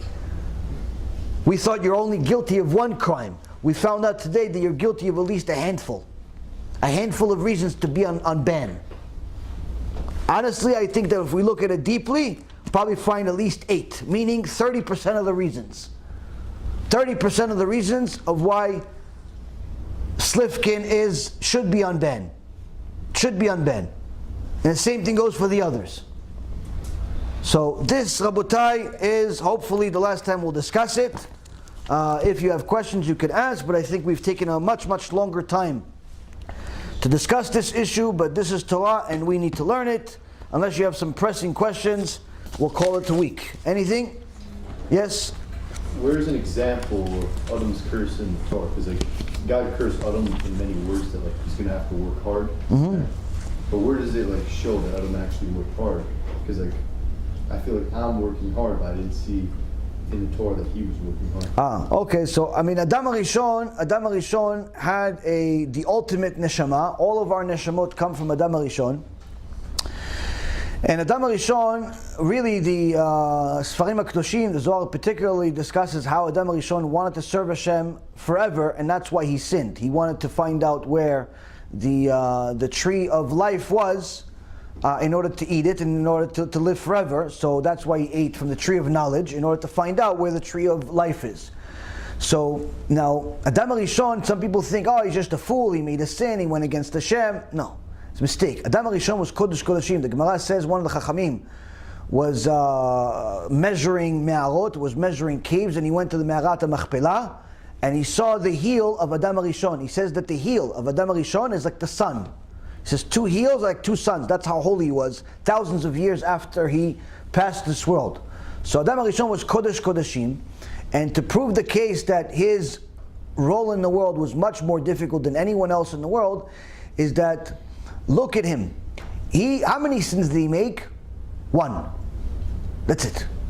He made 1 mistake. For the sake of what? For the sake of serving Hashem. I wish we only made 1 sin a day. That would make us tzaddikim. We make 1 sin usually just to wake up in the morning. We make sins just to don't even know how to go to the bathroom sometimes. We make sins the way we eat. We make the sins the way we sleep. We make 1.5 million sins, but we're not judged the same way as Adam HaRishon. Why? We're not on his level. We're a small token of his neshama. He had all the neshama, we have a little piece. So Hashem doesn't judge us the same way as Adam HaRishon. But needless to say, the fact that he had such a significant neshama, his responsibility was much greater, and his judgment was much greater, because he got judged on 1 crime. He got judged on 1 crime. So to uphold that, he wasn't able to. But we can't judge him. Why? Because we can't even do what he did for a few hours. We can't even do it for a few hours. So his role was much more difficult. Secondly, it says that Adam HaRishon, after he made this mistake, he separated from his wife for over 120 years. He separated from his wife. He was wifeless for over 120 years, crying every day, praying for Hashem to do tshuva. Now, unfortunately, he made additional mistakes, as Zohar says. He says that during that time, because he wasn't with his wife, ended up wasting seed. And that created demons and so on. Not that Adam HaRishon was a Rasha, but the point is that's what the Torah says. That's what the Zohar says.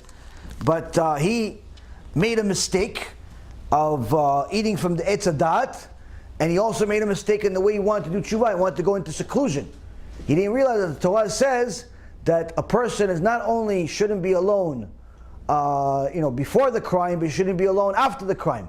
Many times people make a mistake and they want to be alone. They want to go in some cave. They want everyone to leave them alone. That's not a good idea. You need to have a support system. You need to have your spouse. You need to have your Rav. You need to have the Torah. You can't just go into some hole in the wall and think that you're going to solve the problem by yourself. Because many times your decisions are not necessarily going to come from the right place. So Adam HaRishon had not necessarily the same work as you do, as far as the obligation that you do to put on tefillin and to say Shema Yisrael and so on. He didn't have all the mitzvot like we do, but his responsibility was much greater, because again, he was judged much harsher. He was judged much harsher. He was judged on a single event. We wouldn't be able to survive that way, and neither was he. He actually had the capability to survive that way, but he didn't. We don't even have the capability of doing it, and that's the reason why Hashem doesn't even give us that test. But as far as our responsibility in the world, it's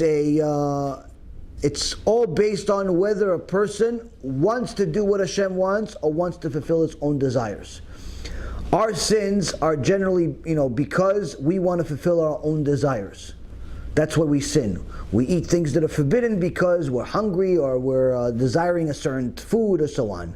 We make morality crimes because we want to fill some type of physical need. We take things that don't belong to us because of our desire for things that don't belong to us, and so on and so forth. So that's our flaw. The flaw of Adam HaRishon was very different. His sin wasn't for his own desire. His sin was for his desire to do the desire of Hashem. Meaning, he didn't sin because he wanted to live forever so he could party. If we were alive at that time, we'd probably eat from the same tree, but because we wanted to party forever. But him, he wanted to live forever because he wanted to serve Hashem forever. So it's a very, very different type of responsibility, very different type of sin. Point being is that we have a responsibility in the world that Hashem knows for sure that we can fulfill, as Moshe Rabbeinu says in Sefer Dvarim, "Bepicha ubilvavcha la'asoto." It's in your mouth, it's in your heart to do it. Meaning that your ability to do mitzvot is actually something that should come naturally to you. Why? Because that's what you created. Now the reason why we sometimes have a hard time fulfilling mitzvot is not because the mitzvot are hard, but rather it's hard for us to overcome our desires that are against Hashem. So as long as we want to, come to and fulfill our desires, the Torah will be like a tank on our head. It'll be very heavy and very difficult. But the second we say, listen, I'm just going to do this, what Hashem says, if it's allowed, I'm going to do it. If it's not allowed, I'm not going to do it. All of a sudden, the Torah becomes like a feather. Why? That's it. I know it's not allowed. It's not allowed. I'm not going to do it. Now, sometimes, of course, you have a certain test, and for that moment, it's hard. But generally speaking, it's much, much lighter. Why? Because you simply know, I'm going to do things based on the rules of allowed or not allowed. Not based on I want or I don't want. Because as long as I live my life based on I want and I don't want, my life was miserable. Because I always want what I'm not allowed. But as soon as I do what I'm allowed and don't do what I'm not allowed, and I live my life according to that, suddenly my life is not as difficult because I start realizing that I should customize my I wants to be what I also am allowed to do. So I start desiring the things that I want. I start desiring, the things that I'm allowed to do. And I start getting myself away from things that I desire, but I don't want, I'm not allowed to do. So that's in essence the way you're supposed to live your life. Of course it's hard, of course it's difficult in the beginning, but the point is it's the decision itself takes a second. Bringing yourself up to that decision, that may take months or years. It all depends on how much you want it. Success is not something that you get in 1 second. Success is something you build up to. But the actual, event that brings a person from level A to level B usually is a very short period of time. But to get to that position, to be in that position where success is available to you, that may take a while. You have to, be at the right place at the right time, but not because of luck, but rather because of preparation.